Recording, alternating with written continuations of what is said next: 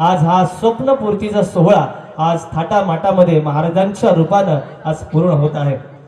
वस्तुरूपी देणगीदाते श्री माननीय श्री संदेश दादा शेवाळे शिवस्मारकासाठी लागणारे सर्व ग्रेनाइट, माननीय श्री संजय दादा जयराम मोरे शिवस्मारकासाठी लागणारे कार्यक्रमासाठी लागणारे सर्व फटाके, माननीय श्री लक्ष्मण बाबू पांडव यांच्या वतीने सीसीटीव्ही कॅमेरे, माननीय श्री समीरजी विठ्ठल खेरडकर यांच्या वतीने शिवस्मारकासाठी स्टील रॅलिंग व मजुरी, माननीय श्री सुधीरजी अनंत चव्हाण यांच्या वतीने अल्पोपहार, माननीय श्री महेशजी नथुराम जाधव आणि माननीय श्री आरसी पाटील साहेब यांच्या माध्यमातून स्मारकासाठी शिडी, माननीय श्री साईनाथ भारती यांच्या माध्यमातून चौथऱ्यासाठी लागणारी सर्व मजुरी, माननीय श्री संतोषदादा विठ्ठल जांभूळकर यांच्या वतीने व्हिडिओ शूटिंग, माननीय श्री सतीशजी सुरेश जाधव यांच्या माध्यमातून लागणारे सर्व सन्मान चिन्ह, माननीय श्री अनिलजी वारंगे इलेक्ट्रिक फिटिंग, माननीय श्री अक्षयजी सुनील धनवे यांच्या माध्यमातून ढोल ताशा पथक, माननीय श्री सचिनजी जवके यांच्या माध्यमातून चौथऱ्यासाठी लागणारा मातीचा भराव, त्याच पद्धतीने ग्रामस्थ मंडळ नाडसूर, मारुती खेरटकर, विश्वनाथ हातकामकर, अनंत खेरटकर, विठ्ठल खेरटकर, रमेश पांडव, संजय बारसकर, संतोष चव्हाण, संदीप चव्हाण आणि सगळ्या ग्रामस्थ मंडळ नाडसूर यांचं आपण सहर्ष अभिवादन करूया। याच ठिकाणी तुम्हा सगळ्यांचे लाडके मार्गदर्शक सुधागड तालुक्याचे शेतकरी कामगार पक्षाचे लढवय्ये नेते आमचे आदरणीय आधारस्तंभ माननीय श्री सुरेश शेट्टी खैरे साहेब यांचं शुभागमन होत आहे। त्यांच्या समवेत आदरणीय तुम्हा सगळ्यांचे लाडके प्रेरणास्थान माननीय श्री अनुपमदादा कुलकर्णी उपजिल्हा प्रमुख शिवसेना रायगड, त्यांच्या समवेत सुधागडचे सिडको आदरणीय योगेश भाई शहा आणि सुधागड तालुक्यातील कानाकोपऱ्याची वित्तम बातमी ज्यांच्या माध्यमातून दैनिक पुढारी मध्ये दिली जाते, संपादक लोकमान्यचे माननीय श्री आदरणीय संतोष दादा यांचं सहर्ष स्वागत, संतोषजी उतेकर आणि आलेल्या मान्यवरांना विनंती असेल की आपण मुख्य मंचावर यावं। आपण जे सोबत घेऊन चालतो ते आपलं अस्तित्व असतं आणि मागाहून चर्चेले जातं ते आपलं व्यक्तिमत्व असतं। आपलं व्यक्तिमत्व जेवढं साधं सालस तेवढीच किंमत आपल्या अस्तित्वाला सुद्धा दिली जाते आणि हा अस्तित्वाचा कीर्ती सुगंध ज्या नररत्नांच्या ज्या महामानवांच्या मुळे रायगडला लाभलेला आहे, 350 किल्ले बांधून सुद्धा ज्या किल्ल्यांना कोणताच सत्यनारायण किंवा कोणताच आपलं नाव न देणाऱ्या राजा शिवछत्रपतींच्या अश्वारूढ पुतळ्याचा आज लोकार्पण आणि प्राण प्रतिष्ठा सोहळा आणि या सोहळ्याच्या निमित्ताने सुधागड तालुक्यातील विविध पक्षाचे विविध मान्यवर आज एकत्रित आलेले आहेत आणि या सप्तरंगी इंद्रधनुष्य वरुणराजाच्या कृपेने आज इथे साजरा होत आहे। मी जास्त वेळ घेणार नाही कारण माझ्याकडे बोलण्यासाठी खूप आहे, परंतु आज आपल्याला वरुणराजाकडे सुद्धा लक्ष द्यावं लागेल। समुद्राच्या पाण्यात जंजिराची सावली आणि छत्रपती शिवाजी महाराजांना जन्म देणारी धन्य ती जिजाऊ माऊली या राजमातेला सुद्धा आपण वंदन करूया। महाराणी येसुबाई, महाराणी ताराबाई यांनी सुद्धा छत्रपतींच्या निधनानंतर मराठी साम्राज्य तेवढ्याच तडफेनं तलवारीच्या पातीवर जिंकलं आणि या मुघलशाहीचं थडगं या महाराष्ट्रात बांधलं। या माझ्या सगळ्या माऊलींना सुद्धा आपण वंदन करूया, कारण इतिहास हा फक्त पुरुषांनीच लिहिला असा नाहीये, तर इतिहासाचे खरे शिल्पकार या आमच्या माता भगिनी आहेत, या स्त्रिया आहेत आणि त्यांनीच लढण्याची प्रेरणा या रायगडाला दिली, या स्वराज्याला, या महाराष्ट्राला, या भारत भूला दिली आणि त्याचमुळे आपण या भारत मातेला सुद्धा वंदन करूया आणि या कार्यक्रमाला थोड्याच वेळात आपण सुरुवात करूया। आलेल्या मान्यवरांपैकी कोणी एखादा मान्यवर आमच्याकडून एखाद्याचं नाव घ्यायचं राहिलं असेल तर त्यांना ही विनंती असेल की आपण राग मानू नका, आपण मुख्य मंचावर या। त्यांना पोळण्याची भीती नसते आणि दुसऱ्यांना भरभरून देणाऱ्यांची ओंजळ कधीच रीती नसते। अगदी दुग्ध शर्करा योग छत्रपती शिवाजी महाराजांच्या स्मारकांचं म्हणजे या खऱ्या अर्थानं दुर्गांचं वीराप्रमाणे रक्षण करणारे दुर्गवीर प्रतिष्ठानचे अध्यक्ष महाराष्ट्र राज्य आदरणीय संतोषजी हसूरकर साहेब आणि त्यांचे समस्त शिवसैनिक शिवभक्त यांनाही विनंती आहे की आपण मुख्य मंचावर यावं। मान्यवरांच्या आणि सर्व आयोजकांच्या वतीने मी तुम्हा सगळ्या अतिथीगणांना विशेष विनम्र विनंती करतो की आपण दीप प्रज्वलन कार्यक्रमासाठी आणि प्रतिमा पूजनासाठी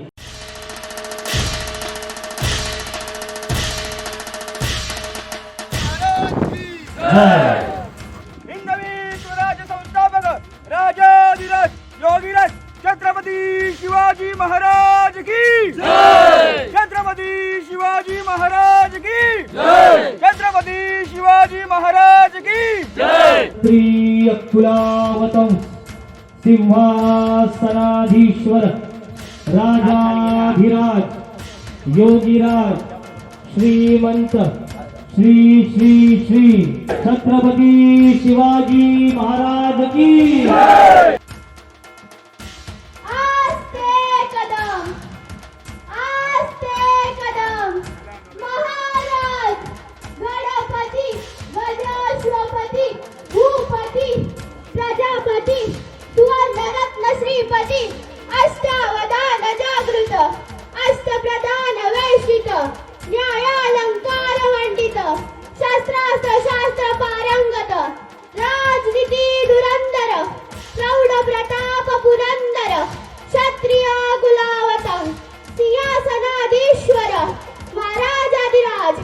श्रीमंत श्री श्री श्री छत्रपती शिवाजी महाराज की जय. मी सुरेशजी खैरे साहेब यांना विनंती करतोय की आपण या आमच्या छोटेखानी सन्मानाचा या श्री काळ भैरवनाथ ग्रामस्थ मंडळ नाडसूर, नवतरुण मित्र मंडळ नाडसूर, ठाणे, पुणे, मुंबई, डोंबिवली यांच्या वतीने शेट आपला हा छोटेखानी शुभ सन्मान.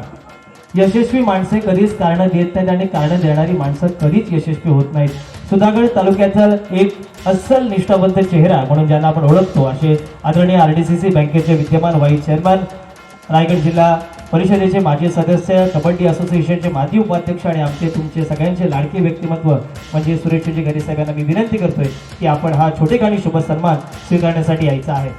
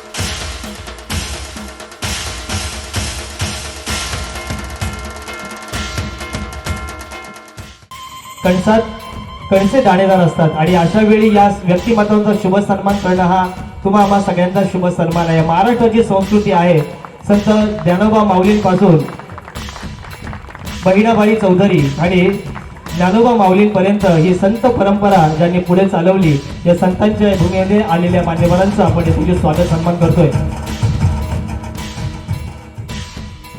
बहीण म्हणून कळाली तो मुक्ताईचा ज्ञानोबा झाला, ज्याला स्त्री पत्नी म्हणून कळाली तो सीतेचा राम झाला आणि ज्याला स्त्री बहीण म्हणून कळाली तो मीरेचा श्याम झाला. या सगळ्या आमच्या लाडक्या सावित्रीच्या लेकींचा, लाडक्या जिजाऊंच्या लेकींचा शुभ सन्मान या मंचावर आपण करतोय. आदरणीय अविनाशजी मोरे हे सुद्धा ग्रामस्थांमध्ये मंडळ नाडसूर, नवतरुण मित्र मंडळ नाडसूर, ठाणे, पुणे, मुंबई, डोंबिवली यांच्या वतीने शुभ सन्मान आपण करतोय.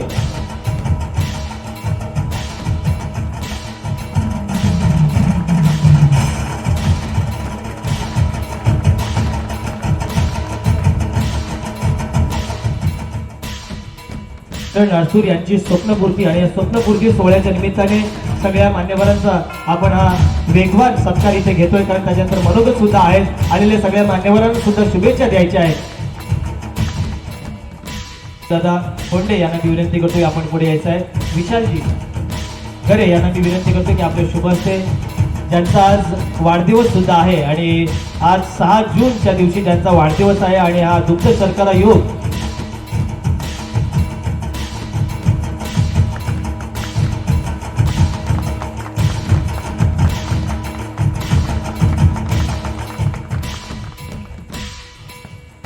दिनेश दादा यांना वाढदिवसाच्या सुद्धा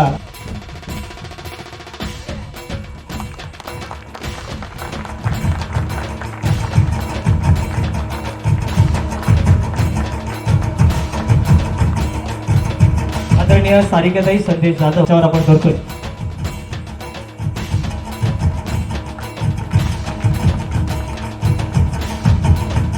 नंतर माननीय सौभाग्यवती मनीषाताई नथुराम भोईर सदस्य ग्रुप ग्रामपंचायत नाडसूर यांनाही माझी विनंती असेल की आपण छोटे ठिकाणी शुभ सन्मान सोहळा स्वीकारण्यासाठी यायचा आहे.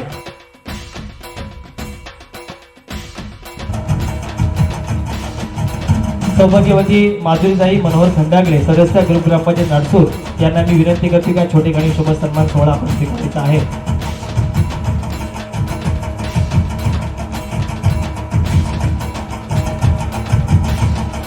आपण करतोय.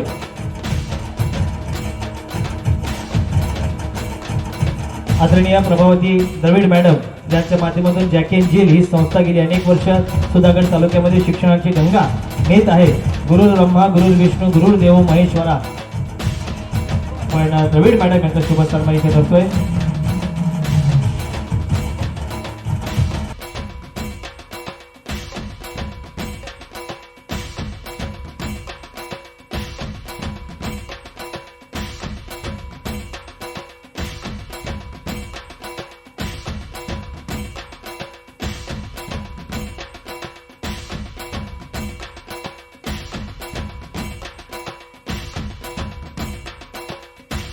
शेवटी पानांनी ही साथ सोडली, पण प्रशांत खेरटकर आणि धनंजय पांडव या पठ्ठ्यानं बहरनं काही सोडलं नाही. त्यांनी स्वप्नपूर्ती अगदी करून दाखवली.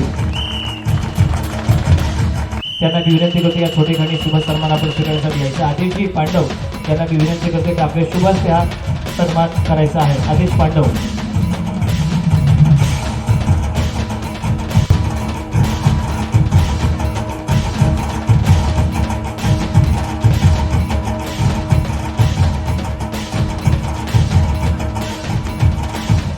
सुशीलजी चव्हाण यांच्या शुभ हस्ते आपण वीरेंद्रजी ठोंबरे यांचा शुभ सन्मान करणार. वीरेंद्रजी यांना माझी विनंती आहे की आपण यायचं आहे.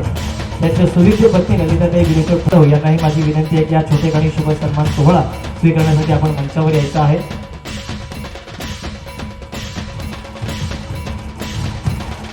विशालजी भोसले यांच्या शुभ हस्ते त्यांचा शुभ सन्मान आपण करणार आहोत. या संजयजी जाधव.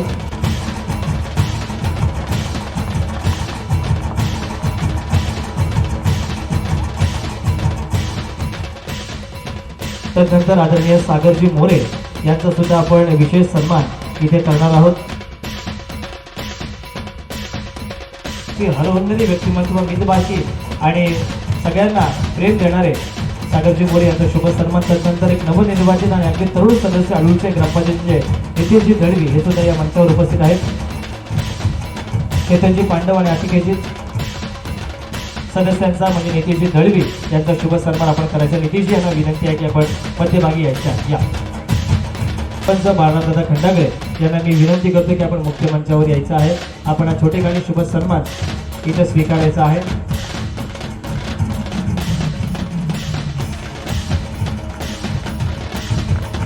रोहितजी गाऊडसे आणि सागरजी जाधव यांचे शुभ हस्ते आपण आदरणीय माजी सरपंचांचा शुभ सन्मान.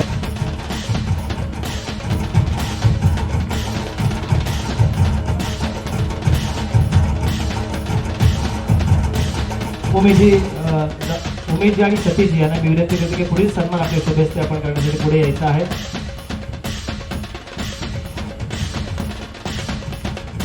की आपला हा छोटे खाणी शुभ सन्मान स्वीकारण्यासाठी आपण यायचं आहे.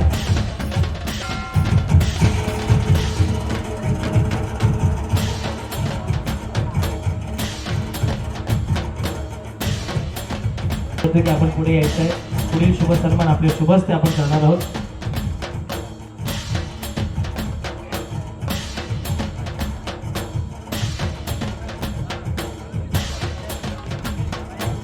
त्यामुळे त्या कर्तृत्वाचा सन्मान करणं हा ग्रामस्थ मंडळ नाडसूर यांचा प्रथम आणि आद्य कर्तव्य आहे. त्यांचा शुभ सन्मान आपण करतोय. त्यानंतर मी विनंती करतोय शंकरजी शेवाळे यांना की आपण पुढे यायचं आहे. आभाळाला हात ज्यांचे त्यांनी जरा खाली यावे, मातीत जन्म ज्यांचा त्यांना जरा उचलून घ्यावे.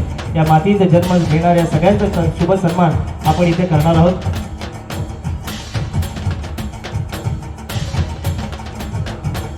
आपण पुढे यायचं आहे. चंद्रकांत दादा फाटे यांनाही विनंती आहे की छोटेखानी शुभ सन्मान स्वीकारण्यासाठी पुढे यायचं आहे. महेंद्रजी आहेर या आपण.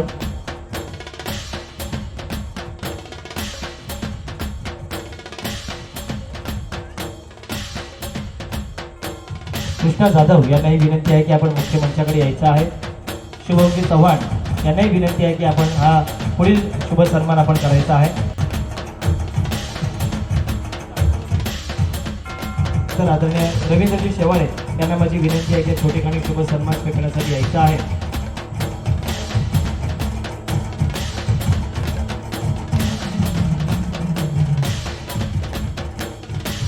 इतिहास अभ्यासक यांचं इथे शुभागमन झालंय आणि त्यांचा शुभ सन्मान या मंचावर आपण इथे करणार आहोत. तर जोरदार टाळ्या छत्रपती शिवाजी महाराज की.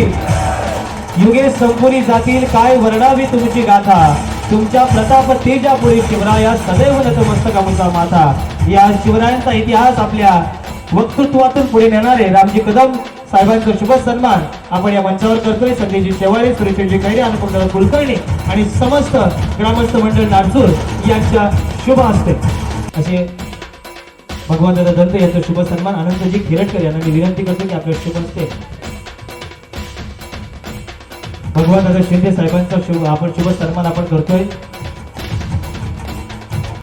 आदरणीय भगवान दादा शिंदे यांचा शुभ सन्मान आपण असं करतोय.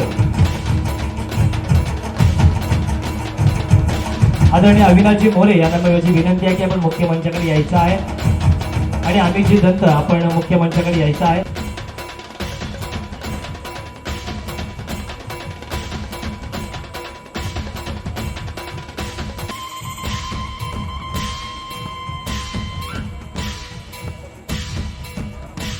तुम्हा सगळ्यांच्या लाडक्या मार्गदर्शिका सुधागड तालुका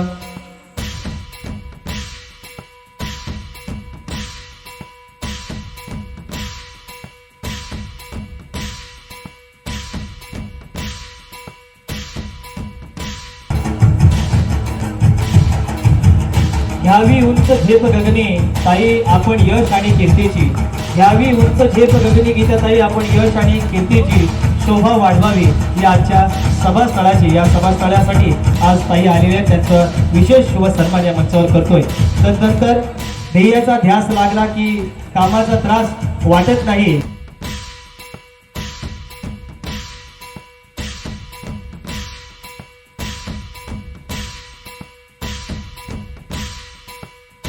त्या ज्या गोष्टी करतात त्या वेगळेपणाने करतात. असे वेगळे पण जपणारे असं म्हणलं तर वावगं ठरणार नाही ताई.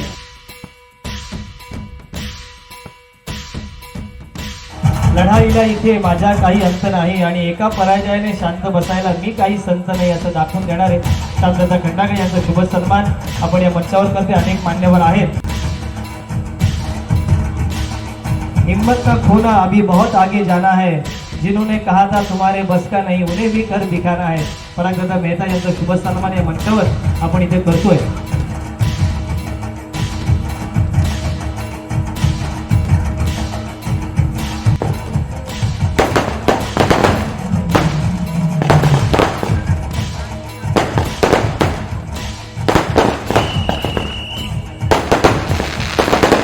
माझी विविध विकास कामं ज्यांच्या मार्गदर्शनाखाली ज्यांच्या अभ्यासनाखाली झालेले आहेत असे आदरणीय आरती पाटील यांना मी विनंती करतो की आपण पुढे यायचं आहे. त्यांच्या माध्यमातून स्मारकासाठी सीडी सुद्धा आम्हाला लाभलेले आहे.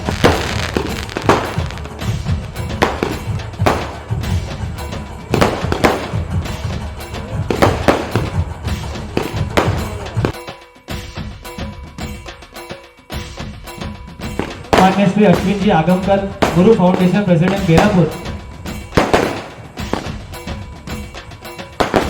सचिनजी खंडागळे यांना माझी विनंती आहे की आपण पुढे यायचं आहे. सचिनजी खंडागळे या आपण आपला छोटेखानी शुभ सन्मान.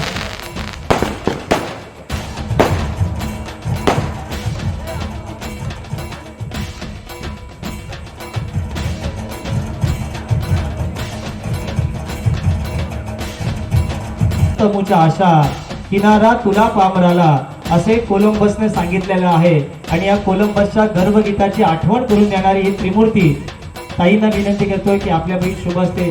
कारण प्रशांतजी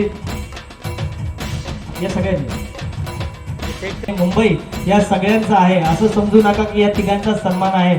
या तुमच्या प्रातिनिधिक स्वरूपात या तिघांचाही शुभ सन्मान आपण केलेला आहे. यानंतर हा शुभ सन्मान या शुभ प्रतिमेची प्राणप्रतिष्ठा लोकार्पण सोहळा सकाळी 4 वाजल्यापासून सुरू आहे. आणि त्या सोहळ्याला सर्व आदरणीय जे मंच आहेत, जो विचार मंच आहे, त्या विचार मंचाच्या वतीने मी आदरणीय सुरेश शेट्टी खैरे साहेब यांना विनंती करतोय की आपण हा शुभेच्छा द्याव्या. महाराजांच्या भव्य स्मारक प्राणप्रतिष्ठा आणि लोकार्पणच्या या कार्यक्रमासाठी या ठिकाणी उपस्थित असलेल्या भारतीय जनता पार्टीच्या नेत्या आदरणीय गीताताई पादरेच्या, या ठिकाणी उपस्थित असलेले सुधागड तालुका समन्वय समितीचे अध्यक्ष अनुपमदादा कुलकर्णी, भारतीय जनता पार्टीचे दक्षिण रायगडचे उपाध्यक्ष आणि राज्यावर आहेत राज्य सदस्य राजेशजी मपारा, या ठिकाणी उपस्थित असलेले राष्ट्रवादी काँग्रेस पक्षाचे तालुका अध्यक्ष संजयजी शेवाळे, या ग्रामपंचायतीचे सरपंच खंडागळे, उपसरपंच ठोंबरेताई, या ठिकाणी उपस्थित असलेले ग्रामपंचायतीचे सर्व सदस्य, सर्वांची नावं घ्यावी लागतील, सर्व व्यासपीठ आणि ज्यांच्यामुळे हा कार्यक्रम होतोय ते नारसूर गावातील सर्व ग्रामस्थ मंडळ, मुंबई मंडळ, नवतरुण मंडळ आणि बंधूंनो आणि या ठिकाणी उपस्थित असलेल्या सर्व शिवप्रेमी मित्रांनो.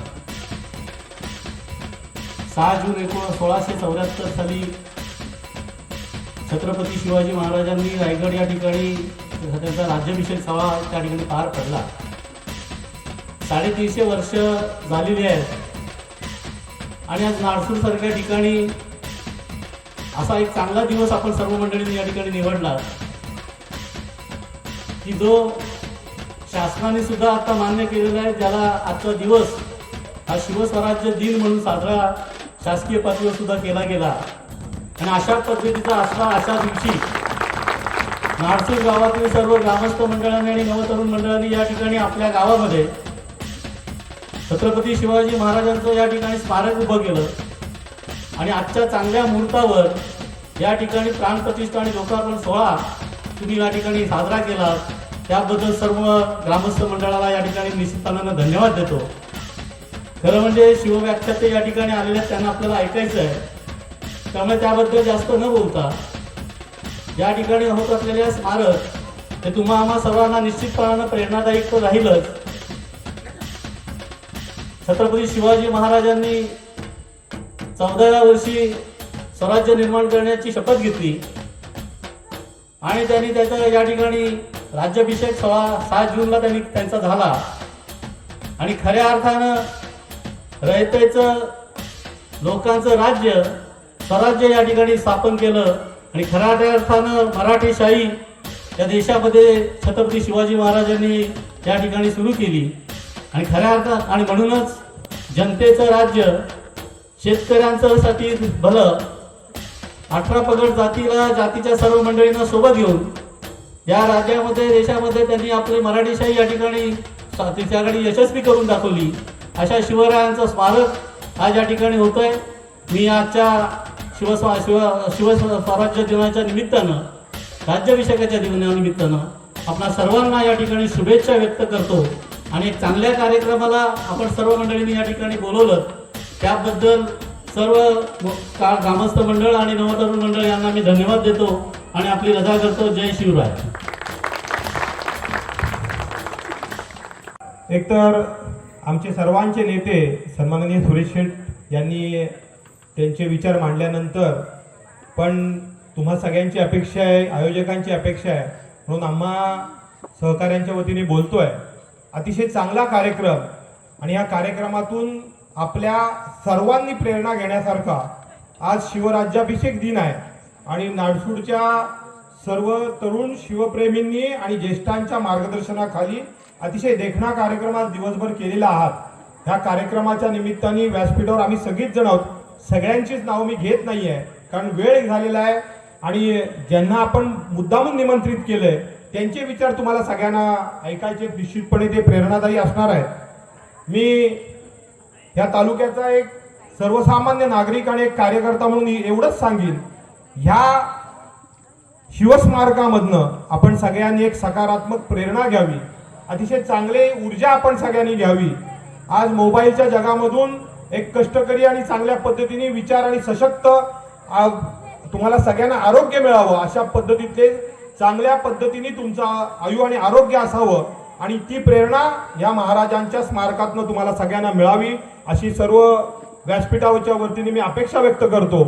इथे आल्यानंतर ज्या पद्धतीने तुम्ही नाडसूडकरांनी आणि सर्वांनी जे आम्हाला प्रेम दिलं, असंच प्रेम निश्चितपणे आमच्या सगळ्यांच्या पाठीशी राहावं. ही प्रेरणा आम्हाला सगळ्यांना समाजकारण आणि राजकारणात काम करताना प्रेरणादायी असते.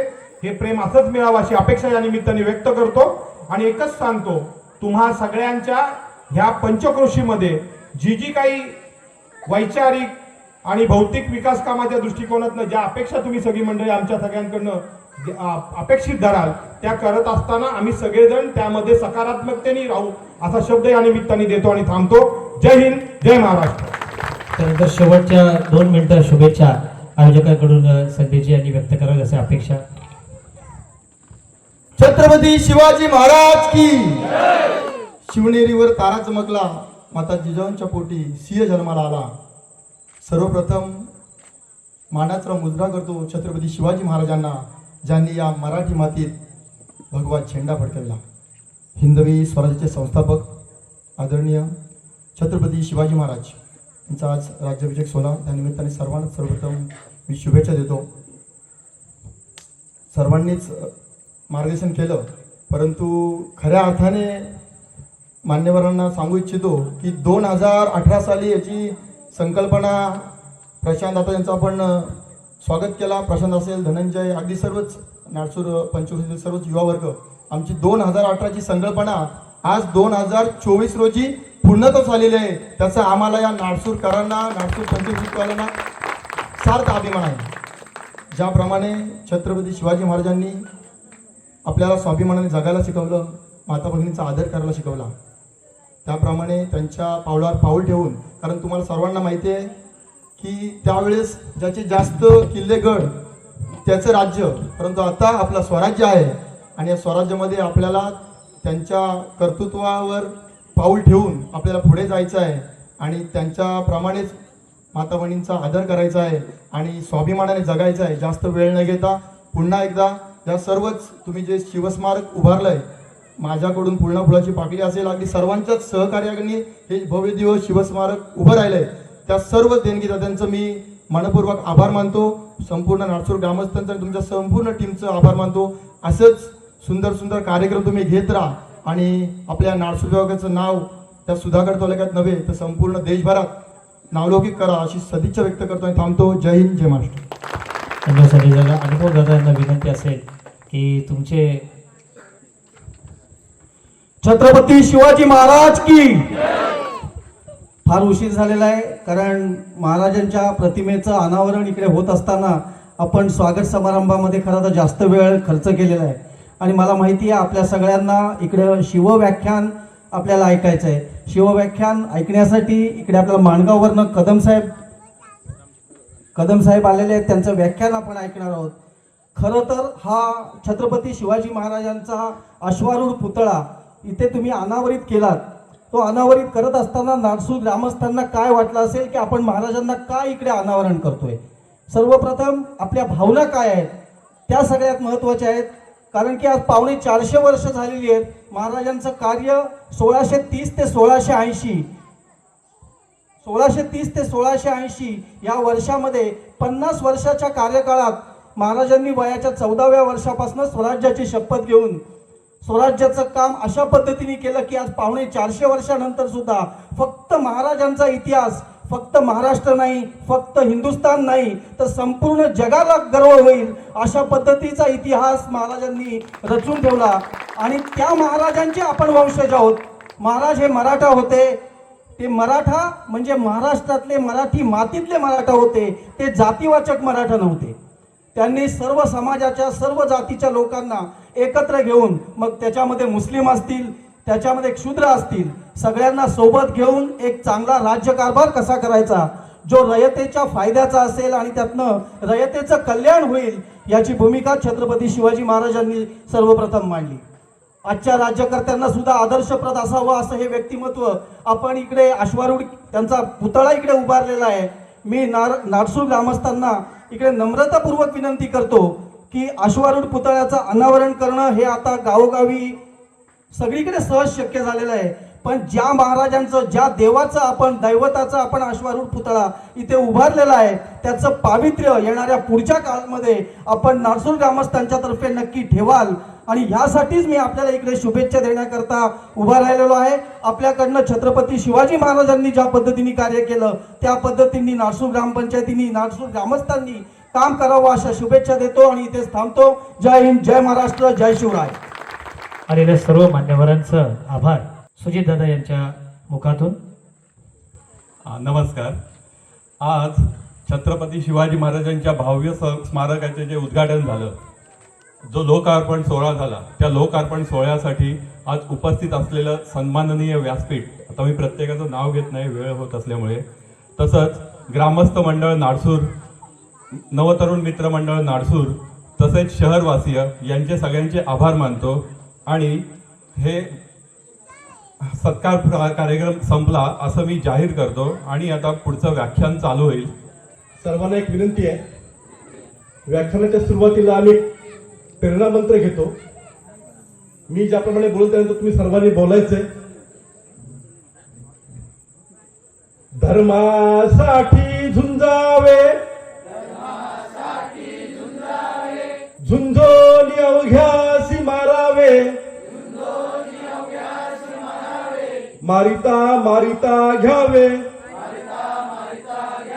राज्य फुले, देशद्रोही तितुके कुत्ते, मारो निघालावे परते, देवदास पावती फत्ते, यदर्थी संशयो नाही, देवमस्तकी धरावा, अवघा हलकलोळ करावा, मुलुख बडवावा की बुडवावा, धर्म संस्थापनेसाठी पुण्यश्लोक छत्रपती श्री शिवाजी महाराज की, पुण्यश्लोक धर्मवीर छत्रपती श्री संभाजी महाराज की, भारत माता की, हिंदू धर्म की. आज तारखेप्रमाणे 350वा राज्याभिषेक दिन संपूर्ण महाराष्ट्रात, संपूर्ण देशभरात, संपूर्ण जगभरात साजरा होतोय. आता खरं जरतरचा विषय आहे. कदाचित या इतिहासामध्ये, आमच्या इतिहासामध्ये जरतरला स्थान नाही आहे, परंतु कदाचित जर रायगडच्या ऐवजी सुधागड ही राजधानी जर निवडली असती महाराजांनी, तर कदाचित 350वा राज्याभिषेकाच्या दिनाच्या निमित्ताने या सुधागडच्या पायथ्याशी असलेल्या नाडसूळ गावामध्ये फार मोठा जल्लोष झाला असता. परंतु दुर्दैवाने सुधागडच्या ऐवजी रायगडची निवड केली आणि ते रायगडला भाग्य लाभलं. त्याच्यामुळे 6 जून 1674 या दिवशी महाराजांचा राज्याभिषेक रायगडावरती साजरा झाला. जर तर इतिहासामध्ये विशेष महत्व नसतं, परंतु मला वाटतंय, मी एक चित्र उभा करतोय की ज्याप्रमाणे त्या राजधानी रायगडावरती 6 जूनला आपण सगळे उल्लेख करतोय, आपण काय करतोय, राज्याभिषेक, परंतु आजच्या दिवशी फक्त राजदर्शन योग सोहळा होता आणि 30 मे पासून ते 5 जून पर्यंत सगळे विधी चालू होते. आणि 6 तारखेला म्हणजे आजच्या दिवशी फक्त राजदर्शन योग, म्हणजे दरबारामध्ये जो राजदर्शन योग होता तोच फक्त आज या दिवशी झाला होता. आणि जर मगापासून इथे सगळे सत्कार बघून मला एक कल्पना चित्र मी उभं केलं. कदाचित जर छत्रपती शिवरायांनी जर त्यावेळेला 6 जूनला अशा प्रकारचे सत्कार घेण्याचे ठरवलं असतं तर कदाचित 2 दिवस महाराजांना लागले असते. कारण घ्यायचे कोणाचे सत्कार? तानाजी मालुसरे यांचे घ्यायचे, येसाजी कंकांचे घ्यायचे, प्रतापराव गुजरांचे घ्यायचे, कुणाकुणाचे घ्यायचे. कारण त्या सर्वांनीच छत्रपती शिवरायांना त्यांच्या संपूर्ण कालखंडामध्ये ज्यांनी मोलाची साथ दिली होती, आपलं रक्त शिंपडलं होतं, त्या प्रत्येकाचा सत्कार जर महाराजांनी करायचं ठरवलं असतं तर कदाचित 2 दिवस गेले असते. परंतु आज तरी सुद्धा या नाडसूर गावामध्ये इतक्या मोठ्या स्वरूपात सोहळा होतोय. खरं तर मगाशी सांगितल्याप्रमाणे खूप उशीर झालाय, परंतु तरी पण चांगली सुरुवात आहे. नाडसूर गावाच्या प्रवेशद्वारावरच छत्रपती शिवरायांचं अश्वारूढ स्मारक, महाराजांची अश्वारूढ मूर्ती त्या ठिकाणी स्थापन केलेली आहे. त्याला पुतळा म्हणू नका, छत्रपती शिवरायांचा पुतळा कुणीच बोलू नका. कुठल्याही तुमच्या जर तुम्ही कुणाला सांगितलं की कुठल्या ठिकाणी यायचंय तर छत्रपती शिवरायांच्या मूर्तीजवळ या असं बोला, छत्रपती शिवरायांच्या स्मारकाजवळ या असं बोला. कारण पुतळा कुणाचा असतो? ज्यांच्यामध्ये प्राण नसतो, जो चेतनाहीन असतो त्याला पुतळा म्हणतात. आणि इतक्या वर्षानंतर सुद्धा ज्यांनी लाखो करोडो लोकांच्या आयुष्यामध्ये प्राण फुंकले त्याला आम्ही पुतळा म्हणतोय, त्यांची आम्ही प्राणप्रतिष्ठा करतोय. ज्यांनी आमच्यामध्ये प्राण ओतलेत त्यांच्यामध्ये आम्ही प्राण ओतायला चाललोय. खरं म्हणजे फार मोठं एक कर्तृत्व ज्या युगपुरुषांनी केलं. काशी की कला जाती मथुरा मजिद वस्ती, अगर शिवाजी न होते तो सुन्नत होत सबकी. ह्या 2 ओळींमध्ये छत्रपती शिवरायांचं कार्यकर्तृत्व ह्या संपूर्ण महाराष्ट्राला, देशाला दाखवून दिलंय.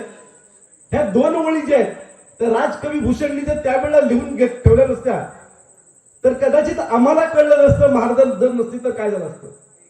जर आज आमच्या मुलाला जर निबंध लिहायला सांगितला छत्रपती शिवराय आज नसते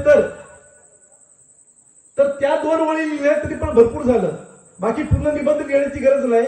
काशी की कला जाती म्हणजे काशीचं वैभव गेलं असतं. मथुरा मस्जिद वस्ती, मथुरेमध्ये मस्जिद असती. आणि गर शिवाजी न होते तो सुन्नत होते सबकी. मी मगाशी आल्यानंतर ज्या वेळेला तुमचा जल्लोष बघितला, फटाके वाजत होते, ढोल वाजत होते, ताशा वाजत होते, ध्वज फडकवत होते, फेटे घातलेल्या सगळ्यांच्या महिला भगिनी नाचत होत्या. आणि हेच आहे, गर शिवाजी महाराज न होते तो आज का ये दिन भी देखने के लिए नहीं मिलता था. कारण हे जे स्वातंत्र्य आहे, हे जे बेहोशपणे जे आम्ही ते झेंडे मिळवले, जे ढोल ताशे वाजवले, ते कुणामुळे वाजवले? कुणासाठी वाजवले? छत्रपती शिवरायांमुळे वाजवले. आम्ही फक्त 3 ऋण मानतो. मातृऋण, जिने आम्हाला जन्म दिला, ज्या आईने आम्हाला जन्म दिला त्यांचं पहिलं ऋण. पितृऋण, ज्या वडिलांनी आम्हाला जन्म दिला ते दुसरं ऋण. आणि तिसरं ऋण ह्या छत्रपती शिवरायांच्या आमच्यावरती आहेत, ज्याने आम्हाला धर्म दिला, ज्याने आम्हाला दीक्षा दिली, जगण्याची दीक्षा दिली, हिंदू म्हणून जगण्याची दीक्षा दिली. त्यांचे तिसरे ऋण, त्यांचे तिसरे उपकार आमच्या आयुष्यावरती आहेत, प्रत्येकाच्या आयुष्यावरती, महाराष्ट्रातल्या प्रत्येकाच्या आयुष्यावरती आहेत. मग धर्म, जात, पंथ कोणताही असो. परंतु त्या काळामध्ये 1630च्या आधीची परिस्थिती काय होती हे आम्हाला कळलं, आणि 1680च्या नंतरची परिस्थिती काय होती हे आम्हाला कळलं. तर छत्रपती शिवराय आम्हाला व्यवस्थित कळतात. 1294ला एक घटना घडलेली आहे. देवगिरीवरती फार मोठं संकट आलोय. अल्लाउद्दीन खिलजी नावाचा एक राक्षस आला होता आणि त्या देवगिरीच्या दरवाजात धडक मारलेली आहे. आणि त्या देवगिरीच्या आतमध्ये राजा रामदेवराव रायाचा आमचा एक राजा, हिंदू राजा, त्या भीतीने लपून बसला होता. तो गाफील होता. त्याला वाटलं होतं इतक्या लवकर हा खिलजी येईल, पण तो खिलजी आला. आणि त्यावेळेला त्या राजा रामदेवरायाने दरवाजे बंद केले, गडाचे, त्या देवगिरीचे दरवाजे बंद केले. आणि नंतर मग त्यांनी चाचपणी सुरुवात केली. चाचपणी सुरुवात केली, त्याला कळलं की आपल्या नगरामध्ये, या देवगिरीमध्ये बरेचशी धान्याची पोती आहेत. आणि तो निर्धास्त झाला त्यांनी सैनिकांना आदेश दिले की आता आपण देवगिरी लढवूया. आणि थोड्याच वेळा त्याच्या गुप्तहेरांनी बातमी दिली की ही जी धान्याची पोती आहे ही धान्याची पोती नसून मिठाची पोती आहे. आणि त्याच वेळेला त्या राजा रामदेवरायाचे पाय गळाले, अवसान गळालं आणि तो राजा रामदेवराय शरण गेला. कारण का, जर मिठाची पोती असतील तर आमच्या सैन्याला खायला काय घालायचं, जर मिठाची पोती असतील तर आम्ही काय खायचं. या काळजीने तो घाबरला, तो लटपटला, त्याचं अवसान गळालं आणि तो शरण गेला. कारण का, त्याच्याकडे दूरदृष्टी नव्हती, त्याच्याकडे गुप्तहेर नव्हते, त्याच्याकडे नियोजन नव्हतं. आणि ह्याच सर्व गोष्टी आमच्या फक्त एकच राजाने सांभाळल्या, ते म्हणजे छत्रपती शिवराय. संपूर्ण आयुष्यामध्ये 1630 ते 1680 50 वर्षाचं आयुष्य आहे. आणि या 50 वर्षाच्या आयुष्यामध्ये छत्रपती शिवरायांची पहिली 15 वर्ष आम्ही बालपणाने सोडली, तर उरलेल्या 35 वर्षामध्ये जे निर्माण केलंय त्यांनी 750 वर्षाची इस्लामी राजवट संपवलेली आहे. अवघ्या 35 वर्षामध्ये. तुमचं आयुष्य किती असतं, 50, 60, 70, 75 किती असतं, परंतु 35व्या वर्षामध्ये, फक्त 35 वर्षामध्ये 750 वर्षाची इस्लामी राजवट संपून आजच्या दिवशी 32 मण सोन्याचं सिंहासन त्या रायगडावरती स्थापन केलं आणि दाखवून दिलं की इथं मुलेंची पातशाह नाहीये, इथं मराठा पातशाह सुद्धा याच भूमीमध्ये तयार होऊ शकतो, निर्माण होऊ शकतो. आणि त्याच वेळेला आमचा खरा स्वातंत्र्य दिन, हिंदुत्वाचा खरा स्वातंत्र्य दिन साजरा झाला तो 6 जून 1674 राजधानी रायगडावरती. आम्ही भाग्यवान का, आम्ही नशीबवान का, कारण आम्हाला प्रश्न विचारला जातो. आम्ही जेव्हा बाहेर जातो तेव्हा आम्ही अभिमानाने सांगतो, आम्ही माणगावचे सांगत नाही, आम्ही निजामपूरचे सांगत नाही, आम्ही सांगतो ज्या भूमीतून छत्रपती शिवरायांनी राज्याभिषेक करून घेतला, ज्या भूमीमध्ये छत्रपती शिवरायांचा अंश मिसळलाय, त्याच रायगड भूमीतला रामजी कदम तुम्हाला भेटायला आलाय. ही जे अभिमानाने आम्ही सांगतो. तुम्ही सुद्धा तुम्हाला प्रश्न विचारा, तुम्ही कुठले, तुम्ही सांगा नाडसूरचे, पालीचे, परंतु काहीतरी असं बोलून दाखवा की ज्या ठिकाणी छत्रपती शिवरायांनी राज्याभिषेक करून गेला, ज्या मातीमध्ये छत्रपती शिवरायांचा अंश मिसळला, त्या राजधानी रायगडच्या पालीमधून आम्ही आलेलो आहे, त्या नाडसूरमधून आलेलो आहे. किती अभिमान वाटेल तुम्हाला सांगताना. याचं कारण का, छत्रपती शिवरायांची शेवटची 10 वर्ष आमच्या ह्या भूमीमध्ये गेलेली आहेत. आणि आम्ही खरोखर अभिमान, आम्हाला खरोखर आम्ही नशीबवान ही 10 वर्ष महाराजांची ही या भूमीमध्ये गेलेली आहे. अवघ्या 15व्या वर्षी शपथ घेतलेली आहे, मला सांगितलं इथं. आणि 35 वर्षामध्ये महाराजांनी काय काय नाही केलं. लढाया केल्या, फतेखानला मारले, अफजल खानला मारले, शाहिस्तेखानची बोटं छाटलेली आहेत, उमरखिंडीमध्ये कारतलब खानाला झुंजवलंय, त्याला शरण आणलंय, आग्र्याहून सुटका केलेली आहे, सुरतेची लूट केलेली आहे, राज्याभिषेक केलेला आहे, दक्षिण दिग्विजय केलेला आहे, 5 शाह्यांना झुंजवलेला आहे, फ्रेंच, पोर्तुगीज, डच सगळ्यांना झुंजवलेला आहे, इंग्रजांना नमवलेला आहे. हे सगळं किती वर्षामध्ये केलेलं आहे, अवघ्या 35 वर्षामध्ये. आणि महाराजांचं ते पहिलं संकट कोणतं आलं होतं, तर सर्वात पहिलं मोठं संकट म्हणजे अफजल खानाचं संकट. त्या अफजल खानाच्या संकटावरती, प्रतापगडच्या युद्धावरती कमीत कमी 4 ते 5 तास बोलावं इतकं हे प्रतापगडचं युद्ध आहे. आम्ही बऱ्याच जणांच्या फक्त प्रतापगडचं युद्ध, अफजल खानाचा वध इतका पर्यंत बोलतो आणि आम्ही विषय संपवतो. परंतु मी प्रत्येक व्याख्यानामध्ये प्रतापगडचं युद्ध पहिल्यांदा का घेतो, आमच्या तरुणांना, आमच्या महिलांना, आमच्या लहान मुलांना, आमच्या ज्येष्ठांना कळावं छत्रपती शिवरायांची खरी तोरवी जर आम्हाला कुठं बघायचं असेल तर प्रतापगडच्या युद्धामध्ये कळते. छत्रपती शिवरायांची खरी तोरवी कुठं कळते आम्हाला, आग्र्याच्या कैदेमध्ये कळते. छत्रपती शिवरायांची खरी तोरवी आम्हाला कुठं कळते, त्या पन्हाळ्याच्या कैदेमध्ये कळते. 40,000चं सैन्य घेऊन अफजल खान निघालाय विजापूरमधून. ज्या वेळेला तो निघाला विजापूरमधून, तर त्याने फार मोठी गोष्ट केलेली आहे. ज्याप्रमाणे एखादा नरराक्षस असतो, त्या नरराक्षसा प्रमाणे त्यांनी काय केलंय, आपल्या 40च्या 40 बायकांची मुलगी छाटलेली आहे. तुम्ही म्हणाल हे कसं, कुठल्या तुम्ही याच्यावरती बोलताय, तर अफजल खानाने ज्याप्रमाणे त्या 60च्या 60 बायकांची मुलगी छाटलेली, ते विजापूर जवळ अफजलपूर नावाचं गाव आहे. त्या अफजलपूर गावामध्ये 60 थडगे आम्हाला बघायला मिळतात, जे आजही बघायला मिळतात. आता हे कसं मी सांगतोय, तर ॲबे कॅरी नावाचा फ्रेंच प्रवासी होता आणि हा फ्रेंच प्रवासी तिथे गेला होता. तिथे गेल्यानंतर तिथल्या मजुरांचं बांधकाम करत होते, मजूर बांधकाम करत होते. त्या मजुरांनी त्यांनी विचारलं की थडगी कसली आहे, तर त्यांनी सांगितलं की अफजल खान नावाचा एक सरदार होता, त्या सरदाराने त्याच्या 60 बायकांची कत्तल केली. त्या 60 बायकांची इथं आम्ही कबरी बांधतोय आणि हे ॲबे कॅरीने त्याच्या डायरीमध्ये लिहून ठेवलं होतं. हे आम्हाला आज डायरीमधून कळतंय, नाही तर कारण आम्हाला हा इतिहास पण कळला नसता. जर ॲबे कॅरीने त्या डायरीमध्ये लिहिलं नसतं तर आम्हाला कळलं असतं की अफजल खान त्याच्या 60 बायकांना मारलं होतं. म्हणजे छत्रपती शिवरायांच्या भेटीच्या अगोदरच ज्या अफजल खानाने 60 बायकांना मारलेलं आहे, त्यांनी छत्रपती शिवरायांना सोडलं असतं, त्यांनी सोडलंच नसतं. आणि तिथून तो निघालाय, तो पहिला कुठे आलाय, पंढरपूरला पोहोचलाय. त्याला माहिती आहे ह्या मराठ्यांवरती पहिला हल्ला करायचा, त्यांचा मानसिक हल्ला करावा लागेल, त्यांच्या मनावर पहिला हल्ला करावा लागेल, त्यांच्या धार्मिकतेवरती हल्ला करावा लागेल. तो पहिला गेलाय पंढरपूरच्या विठोबाच्या मंदिरामध्ये गेलाय. विठोबाचं मंदिर त्यांनी फोडलंय, विठोबाची मूर्ती फोडलेली आहे. तिथून तो निघालाय. तो पुढे कुठे गेलाय, तुळजापूरला गेलाय. तुळजापूरची भवानीची मूर्ती जात्यामध्ये घालून भरडलेली आहे. पण ही मूर्ती जी होती ही तिथल्या भोप्याने लपून ठेवली होती आणि नकली मूर्ती ठेवली होती, ती जात्यामध्ये भरडलेली आहे.